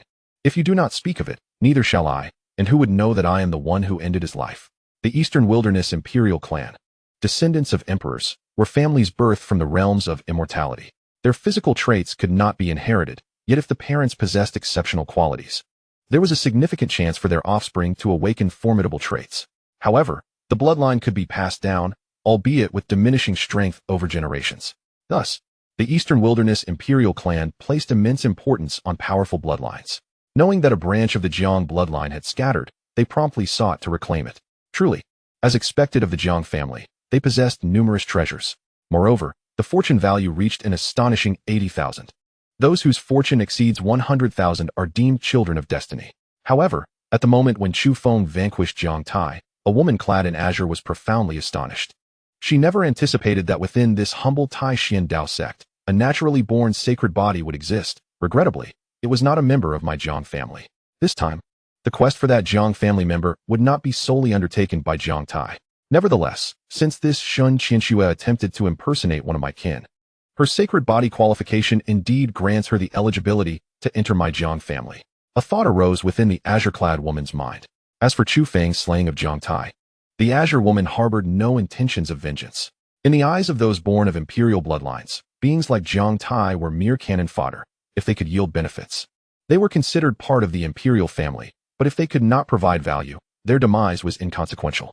The value of Lin Xiyue before her far surpassed that of Jiang Tai. As Chu Feng departed, the azure-clad woman appeared before Lin Xiyue. Given Jiang Tai's precedent, Lin Xiyue was startled by the woman's sudden appearance, her expression betraying a wary alertness. The azure woman smiled charmingly and said, "Are you afraid of me?" Lin Xiyue nodded, saying, "Someone who can appear here silently is undoubtedly extraordinary. You must be a member of the Jiang clan." The azure woman nodded, introducing herself, "I am Jiang Yan. Rest assured, I have no intention of killing you, nor your husband. Rather, I have come to offer you a fortuitous opportunity. You wish to impersonate a member of my Jiang family to gain entry, do you not? Now, I can provide you with a chance to enter the Jiang family." Lin Xiyue shook her head, stating, "Senior, you may have misunderstood. I have never contemplated entering the Jiang family. My father indeed devised a scheme for me to masquerade as a Jiang family member, but I know that while identity can be feigned, bloodline cannot be. I could never enter the Jiang family. It was merely a misunderstanding, especially since I already have a partner." The azure woman scoffed. "Are you not afraid that I might kill both you and your husband?" In an instant, Lin Xiyue's complexion changed, her heart brimming with fear and anxiety. Although Chu Feng had slain Jiang Tai, she remained concerned about the azure woman's formidable power. The azure woman continued, "Accompany me into the Jiang family, and I can spare your husband. Otherwise, not just him, but your entire Shin family shall pay the price." Lin Xiyue bit her lip and said, "I can accompany you to the Jiang family, but I have one condition." The azure woman retorted, "Do you believe you possess the qualifications to negotiate terms?" Lin Xiyue was momentarily rendered speechless. Yet, in an instant, she spoke again, "I am willing to go with you. But I must write a letter to inform my husband of my whereabouts." "Very well," the azure woman replied dismissively. "Do you think your husband will come looking for you? The moment you step into my Jiang family, you will belong to two entirely different worlds." Chu Feng practiced the great grade celestial technique. Even with only 500 characters of scripture, he was not someone the azure woman could easily perceive. In her eyes, Chu Feng was merely an individual of ordinary potential. Otherwise, he would have taken into account the fact that Chu Feng possessed a sacred body when uttering those words. Lin Xiyue departed, leaving behind a letter as she followed the woman in blue. Chapter 24. Ensnared by the Hahuan fruit on Linglong Peak. Lu Linglong eagerly commenced the refinement of the Jiangzhu Immortal Pill upon acquiring the Jiangzhu Celestial Herb. She had meticulously prepared for this endeavor. However, as she embarked on the actual alchemical process, complications arose. The Jiangzhu Immortal Pill is renowned for its ability to assist in elevating one's cultivation at the Nascent Soul stage, making it one of the most prestigious elixirs available. The refinement process is exceedingly intricate, and even a Nascent Soul alchemist cannot guarantee a successful outcome. A tumultuous energy enveloped Linglong Peak as Chu Feng ascended to the transformation realm, his spiritual consciousness evolving into divine awareness. Within the Taishan Dao sect, there was virtually nothing that could escape his perception, should he choose to uncover it. Even the alchemical furnace was on the verge of explosion. Recognizing the anomaly, Chu Feng rushed to Lu Linglong's side. At that moment, she was flushed all over, her face glistening with sweat, her expression distorted in agony, indicative of the torment she was enduring. A pang of sorrow struck Chu Feng's heart. It was evident that Lu Linglong's attempts at alchemy had gone awry, placing her in perilous jeopardy. Alchemy is no trifling matter. Failure can lead to a mere explosion of the furnace or, at worst, damage to one's soul, plunging one into madness and resulting in the complete forfeiture of their cultivation. Lu Linglong teetered on the brink of such a calamity. Chu Feng hurriedly approached her, channeling a surge of spiritual energy to tame the tumultuous forces within her, swiftly suppressing the impending explosion of the elixir. Fortunately, with his recent advancement to the transformation realm, he was able to manage the Jiangzhu Immortal Pill. As the elixir was subdued and Lu Linglong's chaotic energy was calmed, Chu Feng overlooked a critical detail. The refinement of the Jiangzhu Immortal Pill involved a component known as the Hahuan fruit, which, when consumed, ignites a fiery desire within a person, compelling them to seek carnal fulfillment to quell the resulting restlessness. If this was not properly addressed, it could lead to self-immolation and flames of desire. Moreover, under the influence of such overwhelming yearning, instinct would take precedence. A wisp of white vapor enveloped both Chu Feng and Lu Linglong. Initially intending to inspect the Jiangzhu Immortal Pill, Chu Feng was abruptly engulfed by a fierce blaze of desire. In an instant, he comprehended the gravity of the situation and cursed under his breath. Having lived for a millennium, Chu Feng, in his quest for breakthroughs, had delved into various disciplines, including weapon forging, alchemy, talismans, and formations, mastering them all with remarkable skill. His proficiency in alchemy was notably commendable. He swiftly mobilized his energy to expel the effects of the Hahuan fruit. However, while he could dispel the drug's potency. The awakened desires were far more resistant to his formidable spiritual might, regardless of his profound realm. Crucially, Lu Linglong was similarly driven by desire, drawing close to him, her body radiating heat, rendering him utterly entranced. It was akin to a dilemma presented before him. You have descended into a state more beastly than the beasts themselves. In this moment, under the influence of the medicinal potency, Lu Linglong has utterly lost her sense of self. For Chu Feng, is there still a choice to be made? Better to embrace the nature of the beast than to adhere to the pretense of a gentleman. Sister, I am truly sorry. With that, Chu Feng lunged towards Lu Linglong, who immediately responded in kind. Thus, within the confines of the alchemical chamber, the two became entwined, each bringing forth their utmost abilities, refusing to yield to one another. I seek to explore the enigmatic and shadowy depths of the primordial wilderness. I yearn to ascertain the true extent of your power. The night passed in its entirety. With Chu Feng's intentional guidance, their cultivation of the great grief of yin and yang could not be neglected, especially during this inaugural session, which yielded the most remarkable results. Chu Feng benefited immensely. His bloodline strength, initially a basic level of the King Tier Wuji bloodline, ascended directly to an advanced level of the King Tier Wuji bloodline. His soul strength and primordial spirit power were also enhanced. It is essential to understand that at the stage of spirit transformation, one cultivates the power of the primordial spirit. The stronger the primordial spirit, the swifter the cultivation progression. Additionally, there was the enhancement of physical strength and talent. The cultivation techniques operated and, in turn, nourished Lu Linglong, leading her to an unexpected breakthrough into the late stage of the Nascent Soul realm. However, at that very moment of their intense struggle, Nangong Yanran, who had intended to observe Lu Linglong's alchemical endeavors, happened to witness this scene and felt a wave of frustration wash over her. Ah, Lu Linglong, how could you betray my sisterly trust in you? She thought. I shall sever ties with you for a day. Unless you appease me, I will not forgive you. Truly, there are no good men to be found. As the night drew to a close, despite what should have left her exhausted after such a battle, Lu Linglong appeared invigorated, entirely oblivious to the frenzy of the previous night. Turning around, she caught sight of Chu Feng beside her. The memories of last night surged forth, coloring her cheeks with a deep crimson, her heart a tumult of emotions. Glancing at the tattered remnants of her garments, she could only imagine the extent of their wildness. She had believed she would successfully concoct the Jiangzhu Immortal Pill, only to realize her alchemical skills were still lacking. The main ingredient of the Jiangzhu Immortal Pill was indeed the Hehuan fruit, which she was aware of. Last night, she had fallen victim to the fruit's intoxicating effects. Although she had entertained thoughts of dual cultivation with Chu Feng, she had not anticipated such a hasty endeavor within the alchemical chamber. At that moment, Lu Linglong was filled with incredulity. She had set out to craft the Jiangzhu Immortal Pill with the intention of breaking through to the late stage of the Nascent Soul realm. Yet, to her astonishment, an error in the alchemical process had instead propelled her forward. Could it be? In an instant, Lu Linglong recalled Chu Feng's mention of the great grief of yin and yang.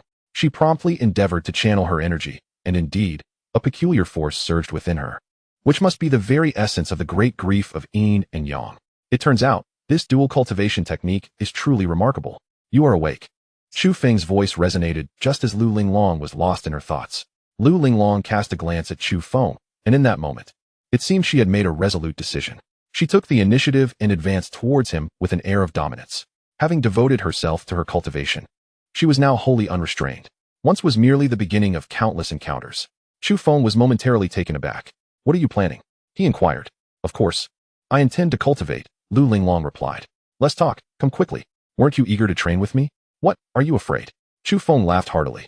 Very well, my lady. Do you realize you were playing with fire? Last night, I spared you only because you were inebriated and under the influence of medicine. Yet, you dare to provoke me? Today, I shall show you my prowess. Thus, an inevitable battle ensued, neither party yielding an inch. Lu Linglong quickly paid the price for her recklessness. Half a day later, she lay utterly exhausted, unable to move even a finger. In stark contrast, Chu Feng was invigorated, laughing uproariously. My lady, I trust you now comprehend my strength. Chapter 25. 3 years passed. Lu Linglong huffed in response. This time, I was unprepared, which allowed you to win. Next time, I shall surely subdue you. Very well. I await your challenge. Chu Feng grinned. This was a classic case of a novice being overly ambitious. The benefits of cultivating the heaven and earth yin-yang great grief poem were self-evident. Most importantly, he had finally conquered Lu Linglong. At that moment, the system's notification chimed. Congratulations. Host, your conquest value for Lu Linglong has reached 90 points, earning you 280 000 fortune points. Achieving 90 points so suddenly was astonishing. It explained the significant shift in her demeanor. However, there was something amiss: his strength and appearance. Previously, Lu Linglong had overlooked Chu Feng's looks, always perceiving him as an elderly man. Yet now, he appeared to be in his 30s. She had not even registered the change, as if his appearance were a given. This struck her as exceedingly strange. The crux of the matter lay in Chu Feng's unfathomable strength. She realized he must be at the late stage of the Nascent Soul realm, and even now, having reached that same pinnacle herself, she could still not discern the depths of his cultivation. At that moment, a cheerful voice interjected. It was Nangong Yanran, who entered with a smile. Yanran, what brings you here? Lu Linglong's face flushed red, and she hastily sought to don a garment, only to find her clothes had been reduced to tatters. Apologies, Yanran. Could you fetch me a piece of clothing?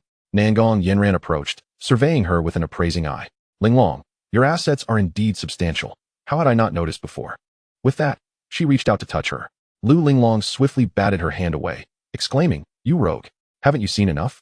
Well, perhaps I shall take a look at brother Chu Feng instead, Nangong Yanran suggested playfully, turning her gaze towards him. Chu Feng smiled. Since Yanran wishes to see, then do observe closely. Senior brother, I am truly formidable, and Linglong holds the most authority. Lu Linglong fumed. If you continue to babble nonsense, believe me, I shall render you impotent. Chu Feng's body tensed instantly, and he chuckled awkwardly. Please, this is your treasure. It must not be harmed. I shall take my leave. With that, he hurriedly donned a celestial garment. After taking a few steps, he paused and remarked, If you miss me, remember to seek me out. I am always at your beck and call. Upon returning to the solitary mountain, Chu Feng's expression shifted dramatically, for within his spiritual awareness, he could not detect the presence of Lin Xiyue. This was not the primary concern. He swiftly expanded his spiritual perception, discovering that not only was there no trace of Lin Xiyue at the solitary mountain, but the entire Taishan Dao sect was devoid of her presence. Had she departed from the Taishan Dao sect? Beep, beep, beep. Warning to the host. The aura of a tribulation lord has been detected, and it harbors animosity towards the host. A tribulation lord. Sword demon. Chu Feng was struck with alarm. How could a tribulation lord appear within the Taishan Dao sect? Or was the system malfunctioning, retrieving information from the future, specifically, a millennium hence? In the next moment, Chu Feng realized his conjecture was correct. The system had indeed provided a clue. Aura of the Daughter of Fortune detected. The Daughter of Fortune. This must pertain to information from a millennium later. Before long, Chu Feng discovered a letter upon the table. It was left by Lin Xiyue, the Jiang clan imperial family. Chu Feng's countenance shifted. This meant that the individual from the Jiang clan had witnessed him slay Jiang Tai in its entirety. Yet, he had shown no intention to intervene, and had even taken Lin Xiyue away. This indicated that he recognized Lin Xiyue possessed the sacred body of beauty. Chu Feng had some knowledge of the Jiang clan. Such imperial families are often driven solely by self-interest, devoid of any familial bonds. Previously, Jiang Tai had mistakenly believed Lin Xiyue was impersonating a member of the Jiang clan. Now, having taken her away, Chu Feng was certain the Jiang clan could not have overlooked her true identity. It could only mean that they coveted Lin Xiyue's sacred body of beauty. To the Jiang clan imperial family, you had better not harm Lin Xiyue, otherwise, I shall surely annihilate your clan. A tremendous killing intent erupted from Chu Feng. Thus, 3 months swiftly passed. During these 3 months, ever since engaging in dual cultivation with Lu Linglong, Chu Feng frequently visited her. The two were as inseparable as glue, and Chu Feng reaped substantial benefits from this union, as did Lu Linglong. The only vexation was that ever since that day, Nangong Yanran had inexplicably returned, and she had been gone for 3 months. Time for cultivation is fleeting. 3 months may seem lengthy for mortals, yet for cultivators, it is but a fleeting moment. Through dual cultivation, Chu Feng's bloodline had ascended to the pinnacle of the king level, and the awakening of the infinite sacred body had reached 35%. With the enhancement of the sacred body's awakening, Chu Feng distinctly sensed an acceleration in his cultivation speed. One day's effort could equate to several days of previous training. The difficulties of cultivating the nascent soul are daunting, while the challenges of the God transformation stage are even greater. Moreover, one can find companions to exchange insights during nascent soul cultivation, but in the God transformation realm, finding even a single ally is a rarity. On this day, the wind in Chu's secluded mountain was tranquil as usual, yet an emissary from the sect arrived at his solitary abode. Disciple Xiao Yi, paying respects to the Grand Elder, he announced. Xiao Yi, a disciple of Xiang Yutian, possessed the golden core cultivation and was the heir apparent to the sect's leadership, a figure whom Chu Feng had only encountered once. Despite his unfavorable impression of Xiang Yutian, He held a positive regard for Xiaoyi. Chu Feng inquired, "Speak, what brings you here?" Xiaoyi replied, "Under the orders of my master. I have come to request that the Grand Elder preside over the sect's quinquennial disciple recruitment ceremony." The mention of the recruitment ceremony drew a sardonic smile from Chu Feng. As he pondered, he realized that only a month remained until he reached the age of 1,000. In Xiang Yutian's eyes, his lifespan was nearing its conclusion, compelling him to oversee this so-called ceremony, which was, in truth, merely a test of his vitality, an assessment of whether his time was indeed limited. With this perspective, Chu Feng initially intended to decline outright, but as the words formed on his lips, he altered his decision. "Inform your master that I shall attend," he stated. The Tai Xiandao sect, one of the three major sects in Jianzhou, represented one of the most formidable forces in the region. Countless individuals yearned to join its ranks, even to the point of desperation. Outside the mountain gate, throngs of people amassed, easily numbering in the thousands. The Tai Xiandao sect had its own rigorous criteria for disciple recruitment. Yet, despite the myriad variations, the essence remained unchanged. The first hurdle was the aptitude assessment. Categorized into ordinary body, spiritual body, royal body, divine body, and saint body. Only those possessing a spiritual body or exceptional ordinary body could pass this initial test. However, passing this stage did not guarantee one a place as a disciple of the Tai Xiandao sect. That was merely the beginning. Next came the second trial, the temperament assessment, the most challenging of all. The path of cultivation was inherently fraught with obstacles. A journey marked by trials and tribulations, struggling against the heavens, the earth, and humanity alike. Only by surmounting all barriers could one embark on the path of cultivation. Should one's temperament falter, even the slightest misstep could lead to a premature end. The Tai Xiandao sect sought only the elite, not a repository for the mediocre. Of course, those who passed both the aptitude and temperament assessments could enter the sect as outer disciples. Once admitted to the outer sect, one could step onto the path of cultivation with the potential to become an immortal or an ancestor. Chu Feng had traversed this very path, cultivating diligently to attain his current level of achievement. The third trial awaited, the opportunity assessment, also known as the fate assessment. Those with robust fortunes could ascend directly to the inner sect, while those with lesser fortunes remained in the outer sect. Chu Feng had once passed this assessment, securing his place as an inner disciple. Fortune and opportunity were integral components of cultivation. At times, they could determine one's future, even when aptitude and temperament were both commendable. Outside the mountain gate, a heavenly staircase awaited ascension. The meaning of ascending to the heavens in a single step is encapsulated in the notion of a staircase comprising 49 steps, with the heavenly path being 50. The concept of great transformation revolves around the number 49. Anyone who traverses the first 6 steps and reaches the 7th is deemed to have barely qualified as an exceptional mortal. Upon stepping onto the 8th step, one attains the status of a spiritual body. Advancing to the 15th step signifies the emergence of a royal body, while the 21st step embodies the divine body. The 36th step represents the sacred body. In the past, Chu Feng was regarded as a sacred body, specifically the infinite sacred body, and he ascended to the 42nd step, creating quite a stir. Remarkably, he did not need to pass the second mental assessment or the third fortune evaluation to become an inner disciple. As the disciples of the Tao sect began the formal assessment, countless individuals made their way toward the heavenly staircase. This staircase, imbued with immense pressure, served as a test for one's soul, body, and internal energy. With each step taken, the pressure intensified. The appearance of Chu Feng immediately stirred a commotion. The disciple responsible for the entrance examination was acquainted with him and rushed forward to pay his respects, exclaiming, "I have met the Immortal Venerable, the Yuan Ing Immortal Venerable." Not only did the disciples responsible for accepting new students take notice, but even those undergoing the assessment were agitated. The presence of the Immortal Venerable at the disciple recruitment ceremony was unprecedented. Xiang Yutian, merely seeking to gauge Chu Feng's abilities, had sent Xiao Yi to summon him. To his surprise, Chu Feng readily agreed and attended the ceremony.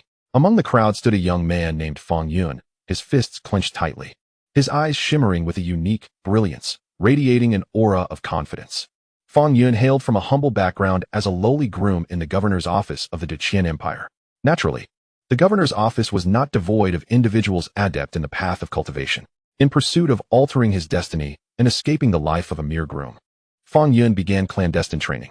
Recently, he encountered a fortuitous opportunity when he faced a pursued cultivator of the wicked path at the foundation stage.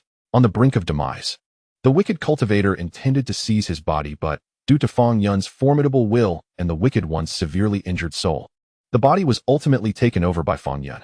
Within the soul of this wicked foundation cultivator, he acquired a technique known as the Yin collection and Yang supplementation method. This method enabled him to absorb the cultivation of women with spiritual prowess, although the women thus drained would lose their lives. After mastering this technique, Feng Yun indeed absorbed several female cultivators, elevating his own cultivation from a mere novice to the 6th level of Qi training. However, these female cultivators were of relatively low cultivation, having only recently embarked on their journey. Upon learning about the recruitment of disciples by the Taishan Dao sect, a spark ignited within him, leading to aspirations of joining this esteemed sect.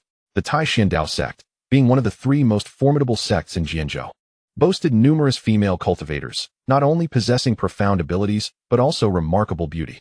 Particularly, he had heard of a female Yuan Ying immortal venerable within the Taishan Dao sect. She is hailed as the most exquisite beauty of the Taishan Dao sect. If he were to possess her, could it not also signify a glimmer of hope for his own nascent soul? With such thoughts, he made his way to the Taishan Dao sect. At first glance, the sight of the women aspiring to join the sect stirred his heart. However, when the actual examination commenced, he was filled with despair. In the first round, he only managed to progress to the 7th step, which indicated that he was merely the most inferior of exceptional mortal physiques. The only solace was that he had barely passed. Now, he merely needed to succeed in the temperament assessment to gain entry into the Taishan Dao sect. As Feng Yun descended the heavenly ladder, a sudden commotion erupted among the crowd. Look, someone has ascended beyond the 22nd step of the heavenly ladder. 22 steps. That signified a divine physique.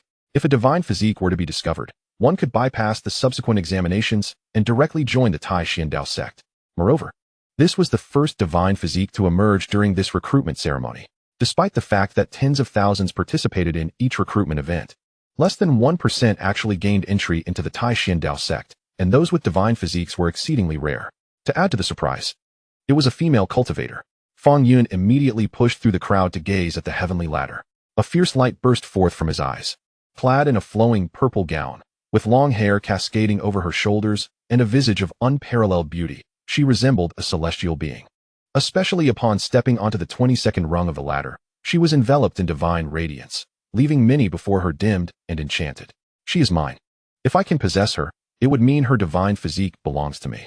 He chuckled heartily, convinced that his arrival at the Taishan Dao sect was indeed fortuitous. This extraordinary woman also caught the attention of Chu Feng. Interesting. I have encountered another destined woman. Ding. Detecting the emergence of a fated woman. This individual is remarkable. The host is advised to pursue her swiftly. A fated woman. If memory serves, neither Lu Linglong, nor Shun Qianxue, nor Nangong Yanran had ever been described as extraordinary. System, do you have a profile for her? Chu Feng inquired. Yes. Fated woman, Wan. Origin, the current saintess of the Eastern Wilderness Heavenly Demon Sacred Land. At the late stage of the Great Ascendant Realm, currently being pursued and gravely injured with her powers sealed. This presents the host with an opportune moment to seize her. Age, 1,423 years. This revelation left Chu Feng somewhat perplexed. If the Eastern Wilderness Imperial Clan was formidable, then the Heavenly Demon Sacred Land was even more so. In the Eastern Wilderness, the Taishan Dao sect was merely a second-rate sect, while the Heavenly Demon Sacred Land stood at the pinnacle of the regional hierarchy. The crux of the matter was that Chu Feng was uncertain whether the information the system provided about Wan pertained to her current status or 1,000 years hence. From his perspective, Wan appeared to be a novice in her cultivation journey. In this situation, there are only 2 possibilities. First, she has cultivated a certain secret technique that conceals her true cultivation level. Second, her prowess surpasses his. However, given the nature of the system, Chu Feng is more inclined to believe the former. While examining Wan's information, he sensed another distinct gaze. Following this gaze, he soon discovered the presence of Feng Yun. Beep, beep, beep, detecting the presence of the child of destiny. Name, Feng Yun. Cultivation, 6th layer of Qi refinement. Fortune, recently acquired a fragment of the Evil Path Emperor's scripture, the Evil Dragon secret technique, which allows one to absorb the power of female cultivators through a method of yin and yang complementing. Just moments ago, Feng Yun had set his sights on Wan, intending to absorb her power. His reason for joining the Taishan Dao sect was to prey upon its numerous female cultivators. This technique is exceedingly malevolent. Once a female cultivator falls victim, she will willingly submit to his absorption until her demise. The infamous Evil Path Heavenly Monarch once ascended from a mortal body to the realm of the Heavenly Monarch through this very technique, having victimized countless female cultivators. Eventually, he provoked the ire of a mighty emperor who intervened and vanquished him. yet the methods he practiced have since vanished without a trace. As time has passed, spanning hundreds of thousands of years, numerous fragments have emerged, giving rise to countless practitioners of the evil path, though most have been eradicated. Feng Yun, however, is different. He is the child of destiny, and should he not be suppressed, he may indeed ascend to the realm of the emperor. The audacity of this system to hold him in such high regard is alarming. It appears that Feng Yun cannot be allowed to remain. Nevertheless, it must be noted that he is, by nature, a person deserving of death. The only complication lies in the fact that this is, after all, the Tai Dao sect, and direct action may not be prudent unless he can find leverage against him. This challenge does not daunt Chu Feng, as his consciousness expands. He realizes that eliminating Feng Yun within the Tai Dao sect would be as effortless as crushing an ant. The assessment continues. Wanwan truly lives up to expectations, having advanced to the 25th step, qualifying her as a mid-tier divine body. However, Chu Feng discerns that she must be holding back, otherwise, how could she aspire to become the holy maiden of the heavenly demon with such divine potential? The assessment lasted an entire day. After 3 rigorous trials, it finally concluded. Out of over 50,000 participants, fewer than 500 remained. Feng Yun was among them. Although he possesses merely an exceptional mortal body, he displayed commendable temperament and fortune, successfully becoming an outer sect disciple. Only 3 individuals were directly promoted to inner sect disciples. Among them was Wanwan, while the other 2, named Chun Li and Wei Qing, both possessed top-tier royal body qualifications. Logically, one would expect Feng Yun to be overshadowed by the others, at least possessing some self-awareness. Yet, upon entering the outer sect, he could not contain himself. The Tai Dao sect boasts nearly 100,000 disciples, with 90% belonging to the outer sect, and female disciples are abundant. Relying on the peculiarities of the evil dragon secret technique, Feng Yun flirts recklessly, quickly surrounding himself with a throng of beautiful women, who incessantly call him brother day after day. Let Feng Yun revel in his delight, as if he were a fish returning to water. Alas, in his eyes, these women are of mediocre talent, devoid of any allure. Even when employing the sinister dragon art to absorb their essence, the meager gains in cultivation prove insufficient, compelling him to refrain from pursuing any female cultivator. Half a year has swiftly passed, leaving Feng Yun to question whether he has come to the wrong place. Is this truly the Tai Dao sect? Not a single individual possesses satisfactory aptitude. However, this is not entirely true. There exists one exception, Wanwan, the object of Feng Yun's aspirations. She is a divine body. Upon her testing, a golden core elder sought to take her as a disciple, but she resolutely declined, choosing instead to join the Tai Dao sect. Originally, she was severely injured, seeking refuge and healing, which led her to this second-rate sect, one she holds in contempt.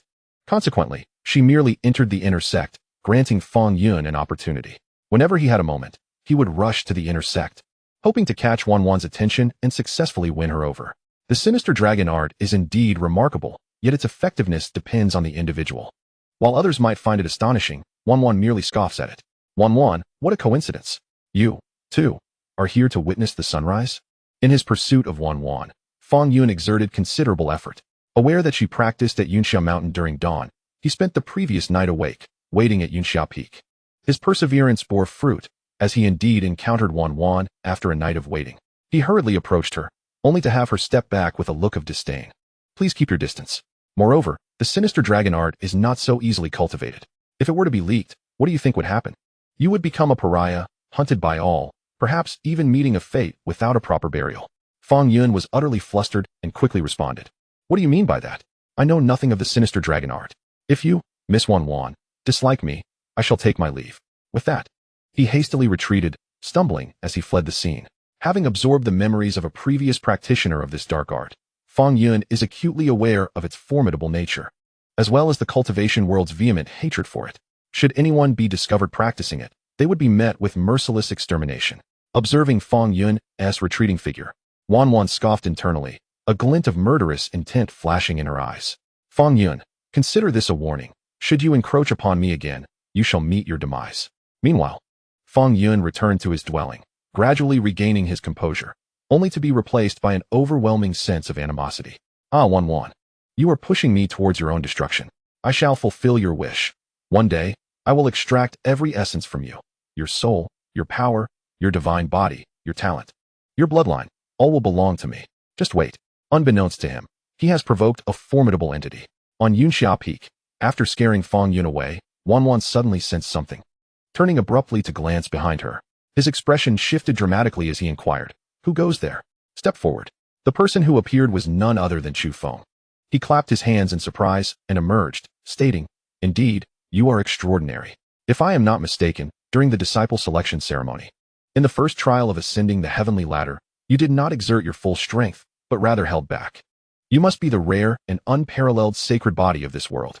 Chapter 28. An unusual act of apprenticeship. Wang Xuan's expression changed instantaneously. With a wary gaze fixed upon Chu Feng, she clasped her hands behind her back, forming seals, clearly prepared to take action at any moment. All of this did not escape Chu Feng's notice.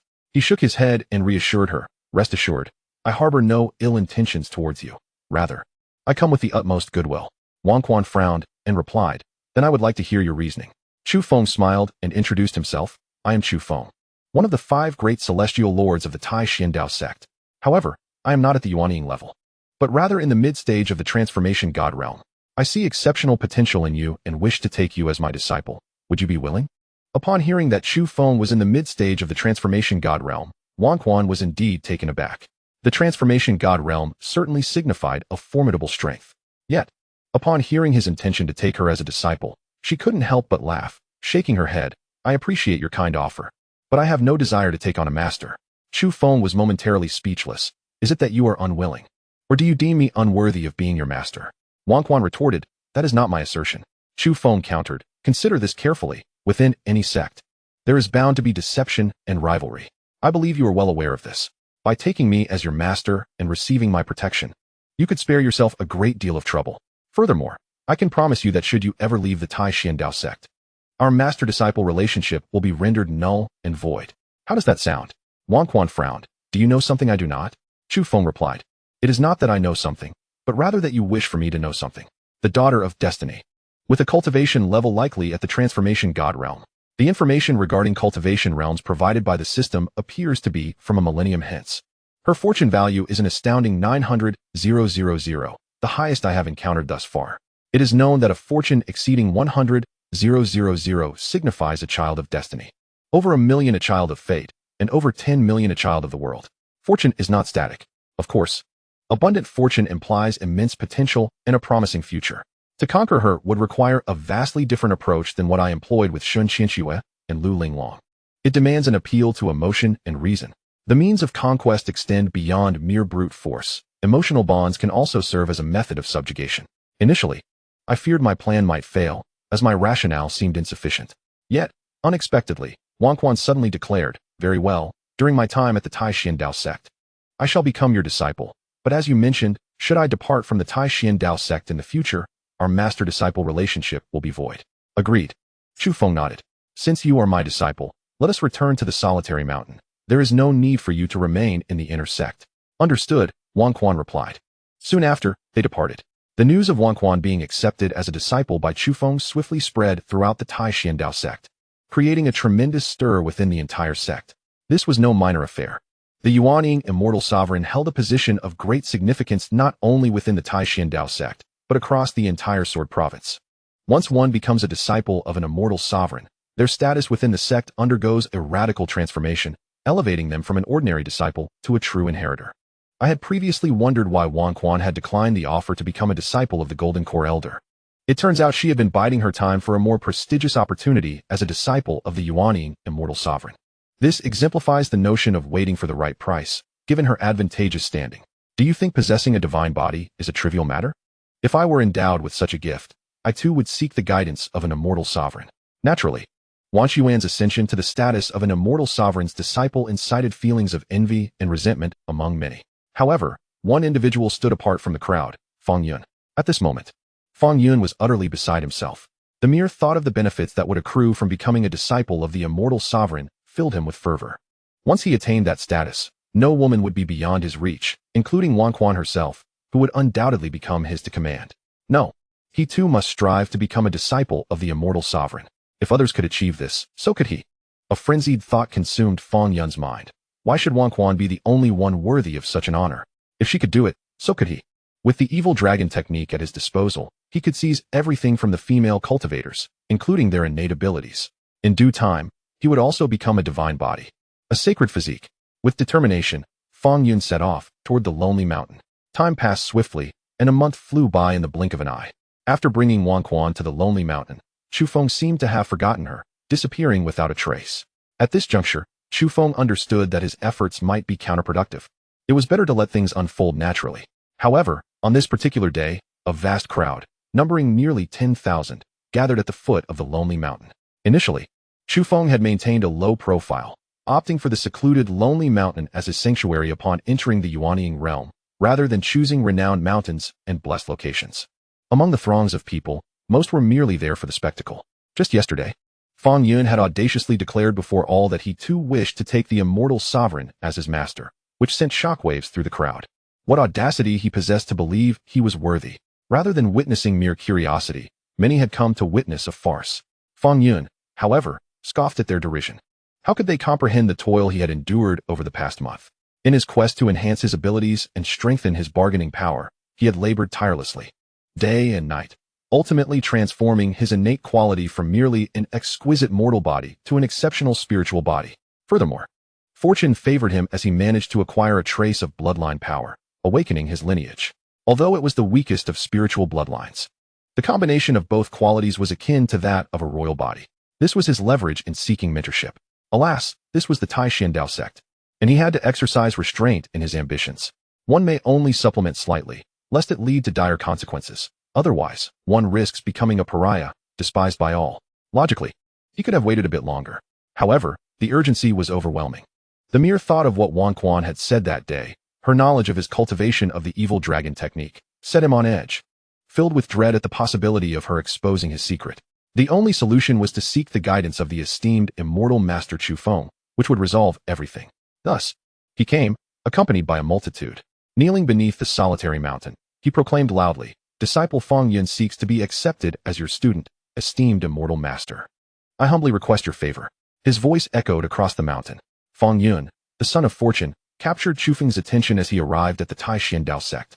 This was indeed an opportunity for fortune, accompanied by various rewards. Over the past month, Feng Yun's endeavors piqued Chu Feng's interest. He had skillfully balanced the forces of yin and yang, demonstrating remarkable restraint, a true talent. Had he truly caused anyone's demise, Chu Feng would have dealt with him long ago. Yet, he had not. The affairs of love are based on mutual consent, and Chu Feng refrained from intervening. Nevertheless, it was rather peculiar that Feng Yun had brought a crowd to his solitary mountain, seeking to become his disciple. Chapter 29. Are you out of your mind?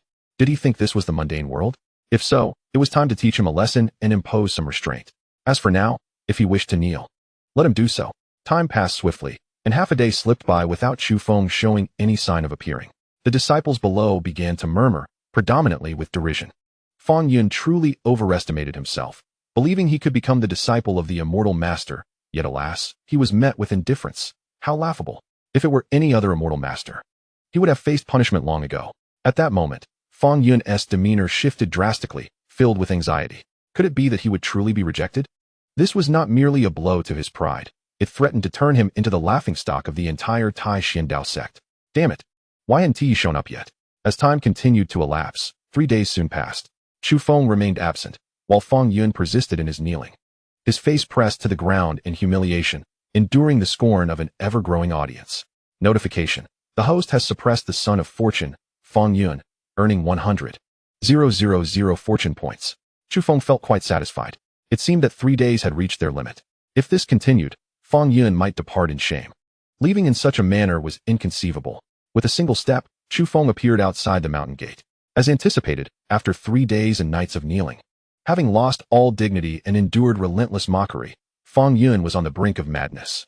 His patience and resentment had reached their zenith, leading him to realize that Chu Feng would never take him as a disciple. He contemplated fleeing the scene. Just as he prepared to rise, Chu Feng made his appearance. It is the esteemed Chu Feng, the celestial master, who has made his appearance. Could it be that Chu Feng truly intends to take Feng Yun as his disciple? After kneeling for 3 days and nights, he has indeed moved the celestial master. To be accepted as a disciple by such a revered figure, one might say, I would kneel not merely for 3 days and nights, but even for 7 or a year, if it meant gaining such a privilege. A wave of astonishment swept through the crowd, with countless voices echoing throughout the venue. Feng Yun, who had initially resolved to abandon his quest for mentorship, now found his heart brimming with exhilaration. Bowing repeatedly before Chu Feng, he implored, "Disciple Feng Yun humbly requests the esteemed master to accept me as a pupil." Chu Feng exuded an aura of formidable authority, a presence that commanded respect without the need for anger. A powerful pressure enveloped the entire solitary mountain, causing the surrounding disciples to sway unsteadily under its weight. Some even collapsed, rendered motionless upon the ground. Such is the might of a Yuan Ing celestial master, it is overwhelming. This was merely a fraction of his power, yet even that was sufficient to incapacitate Feng Yun, who lay bloodied upon the ground. In recent times, Feng Yun had diligently absorbed energy, elevating his cultivation to the 8th level of qi refinement, which indeed afforded him a sense of pride. The evil dragon technique was exceptional, and even Chu Feng felt a fleeting stir of interest upon witnessing Feng Yun's rapid advancement. However, this fleeting interest was transient, for while the evil dragon technique appeared advantageous, it was riddled with flaws. The energies and bloodlines he had absorbed, though seemingly enhancing his capabilities, were ultimately chaotic and unsatisfactory in Chu Feng's eyes. With a cold gaze fixed upon Feng Yun, Chu Feng inquired, "Feng Yun, do you believe you possess the qualifications to be my disciple?" Feng Yun hastily responded, "Disciple possesses a supreme spiritual body and a top-tier bloodline, with talents comparable to those of royal lineage. Moreover, I have experienced fortuitous encounters since childhood, leading to an unparalleled speed of cultivation. In just half a year, I have reached the 8th level of qi refinement and am thus qualified to participate in the inner sect examination. Should you accept me, I vow not to disappoint you." "Esteemed master," Chu Feng scoffed dismissively, while the surrounding disciples erupted in laughter, clearly amused by Feng Yun's claims. "I had thought he was remarkable, yet with such qualifications. He dares to seek mentorship from the celestial master? I, Li Ji, possess a natural royal physique and am still merely an inner disciple." Another spoke, and I, Shui Yong, also a natural royal physique, remained just an inner disciple. Chu Feng's voice turned icy. "You have heard the murmurs around you. Do you truly believe you are worthy?" Feng Yun trembled with rage, gritting his teeth as he declared, "Esteemed master, they lack the qualifications to be your disciples because they are inept. I, however, am a dragon amongst men, a favored child of heaven, destined to achieve the status of a Yuan Ing celestial master. When that day comes, I will honor you and ensure your comfort in old age." "Impudence," Chu Feng retorted, swiftly delivering a strike that sent Feng Yun flying several dozen meters. Already weakened and bleeding, the blow shattered his remaining energy, causing his cultivation to plummet from the 8th to the 3rd level of qi refinement. Inside his body, turmoil akin to a tempest raged, relentlessly churning. Feng Yun was utterly dazed. Boundless fury surged through his mind. How could Chu Feng have struck him? "Just wait, Feng Yun, will cultivate to greatness in the future, and I shall not spare you. I will reclaim the humiliation of today doubly. I will make all your women mine, and I shall drain them of life." His eyes, filled with resentment, could not escape Chu Feng's notice. Chu Feng was contemplating how to deal with him. This was indeed an opportune moment. With a mere wave of his hand, Feng Yun was suspended in the air like a dog. The surrounding air compressed around him desperately, and under this immense force, his body emitted the sound of cracking bones. "Spare me, esteemed immortal, spare me." Feng Yun cried out in fear, desperately pleading for mercy. The onlooking disciples were equally bewildered, engaging in animated discussions, though much of it was rife with mockery. An immortal cannot be insulted. This Feng Yun must truly be deranged to seek death before the immortal. Chu Feng snorted coldly. "You dare to insult me while expecting to live out your days in peace? I could easily slay you." Only then did Feng Yun grasp the gravity of the situation. In the mundane world, the notion of living out one's days in peace is acceptable, but here in the Tai Xian Dao sect, the realm of cultivation, such words are tantamount to cursing the esteemed immortal. No wonder the immortal was incensed. Feng Yun, though the favored child of fortune, blessed with an opportunity to alter his fate, was ultimately of humble origins. He appeared shrewd, yet was riddled with flaws, as evidenced in this instance. Feng Yun, on the verge of tears, realized that at this moment, Chu Feng would never accept him as a disciple. He might even kill him. Gritting his teeth, he resolved to defy fate. "I refuse to accept this. Why can one Yuan become your disciple while I, Feng Yun, cannot?" Chapter 30. Seizing one Yuan. By force if necessary. With a harsh thud, Chu Feng cast Feng Yun to the ground as one would discard refuse, disdainfully declaring, "Feng Yun, is it? Are you here to amuse me? Do I require a reason to take on disciples? Your arrogance, your contempt, has offended me gravely. You may escape death, but your punishment shall be severe. I shall render you powerless." With a swift gesture, a sword intent shot forth, severing Feng Yun's essence and rendering him utterly impotent. A piercing agony erupted, prompting Feng Yun to emit a heart-wrenching scream. Yet, the deeper pain was that of his heart. with his brotherhood lost. How could he ever cultivate the evil dragon technique? Without the ability to practice the technique, how could he conquer the entire realm of cultivation? How could he use the evil dragon technique to draw upon others' vitality, talent, and bloodlines? He had not only rendered himself powerless, but had irrevocably destroyed his own future. The onlookers from the Dao sect were likewise petrified. They had not anticipated Chu Feng's ruthlessness. He had truly severed Feng Yuan's essence, reducing him to a eunuch. Terrified, many fled the scene, unable to bear the sight any longer. Returning to the lonely mountain, the system chimed in response. Congratulations to the host for successfully suppressing the child of fortune, Feng Yuan, and receiving a fortune value of 200,000 points. The system responded. Although you have managed to suppress Feng Yuan, his identity as the child of fortune remains intact. Is that so? Chu Feng furrowed his brow slightly. It is well known that Feng Yuan's rise to prominence hinges entirely on the evil dragon technique, which requires the possession of a root of troubles as a prerequisite for cultivation. Now that I have severed his root of troubles, how can he still ascend? The system elaborated once more. This is precisely the power of the child of fortune. There are countless examples of striking a snake, but failing to kill it, only to be bitten in return. As long as the child of fortune lives, their fortune is difficult to extinguish, and they tend to grow stronger through adversity. After you severed Feng Yuan's root of troubles, he unexpectedly found a new path, deriving insights from the evil dragon technique to comprehend the true meaning of the sunflower, cultivating in a manner akin to that of a eunuch. Although his cultivation speed may not rival that of the evil dragon technique in seizing the achievements of others, his strength at the same level has doubled. It truly is a resilient little creature. Nevertheless, it matters not. Next time, I shall ensure his demise. A month has passed, and Chu Feng finally encountered Wan, the holy maiden of the demon. Yet, he still could not discern any information about her. The only insights he possessed were those provided by the system, which pertained to events a millennium hence. Upon Chu Feng's arrival, Wan displayed evident impatience, questioning, "What brings you here?" Chu Feng replied, "I am, after all, your master." "Is this how you greet me?" "I never appointed you as my master," Wan retorted. Chu Feng shook his head. "In that case, let us sever our master-disciple ties. You may return to your inner sect." After a month of tranquility, Chu Feng believed that Wan would make a choice. Indeed, upon hearing his words, her expression faltered. The inner sect disciples are bound by monthly task requirements. And for her, recuperating from injuries and restoring her cultivation is far more challenging in the current environment. With a cold huff, she inquired, "What business do you have with me, master? If there is nothing of importance, you may take your leave." Chu Feng stated, "I have come with but one purpose, to share a story with you." At that moment, a sudden change of heart overtook Chu Feng. A wild notion took form in his mind, to exploit his weakness and claim his life, wounded and a millennium into the future. The current Wan should be just over 400 years old, her cultivation level likely at the Nascent Soul or transformation stage, practicing the secret arts of the demon. Regrettably, his grand immortal technique remains incomplete.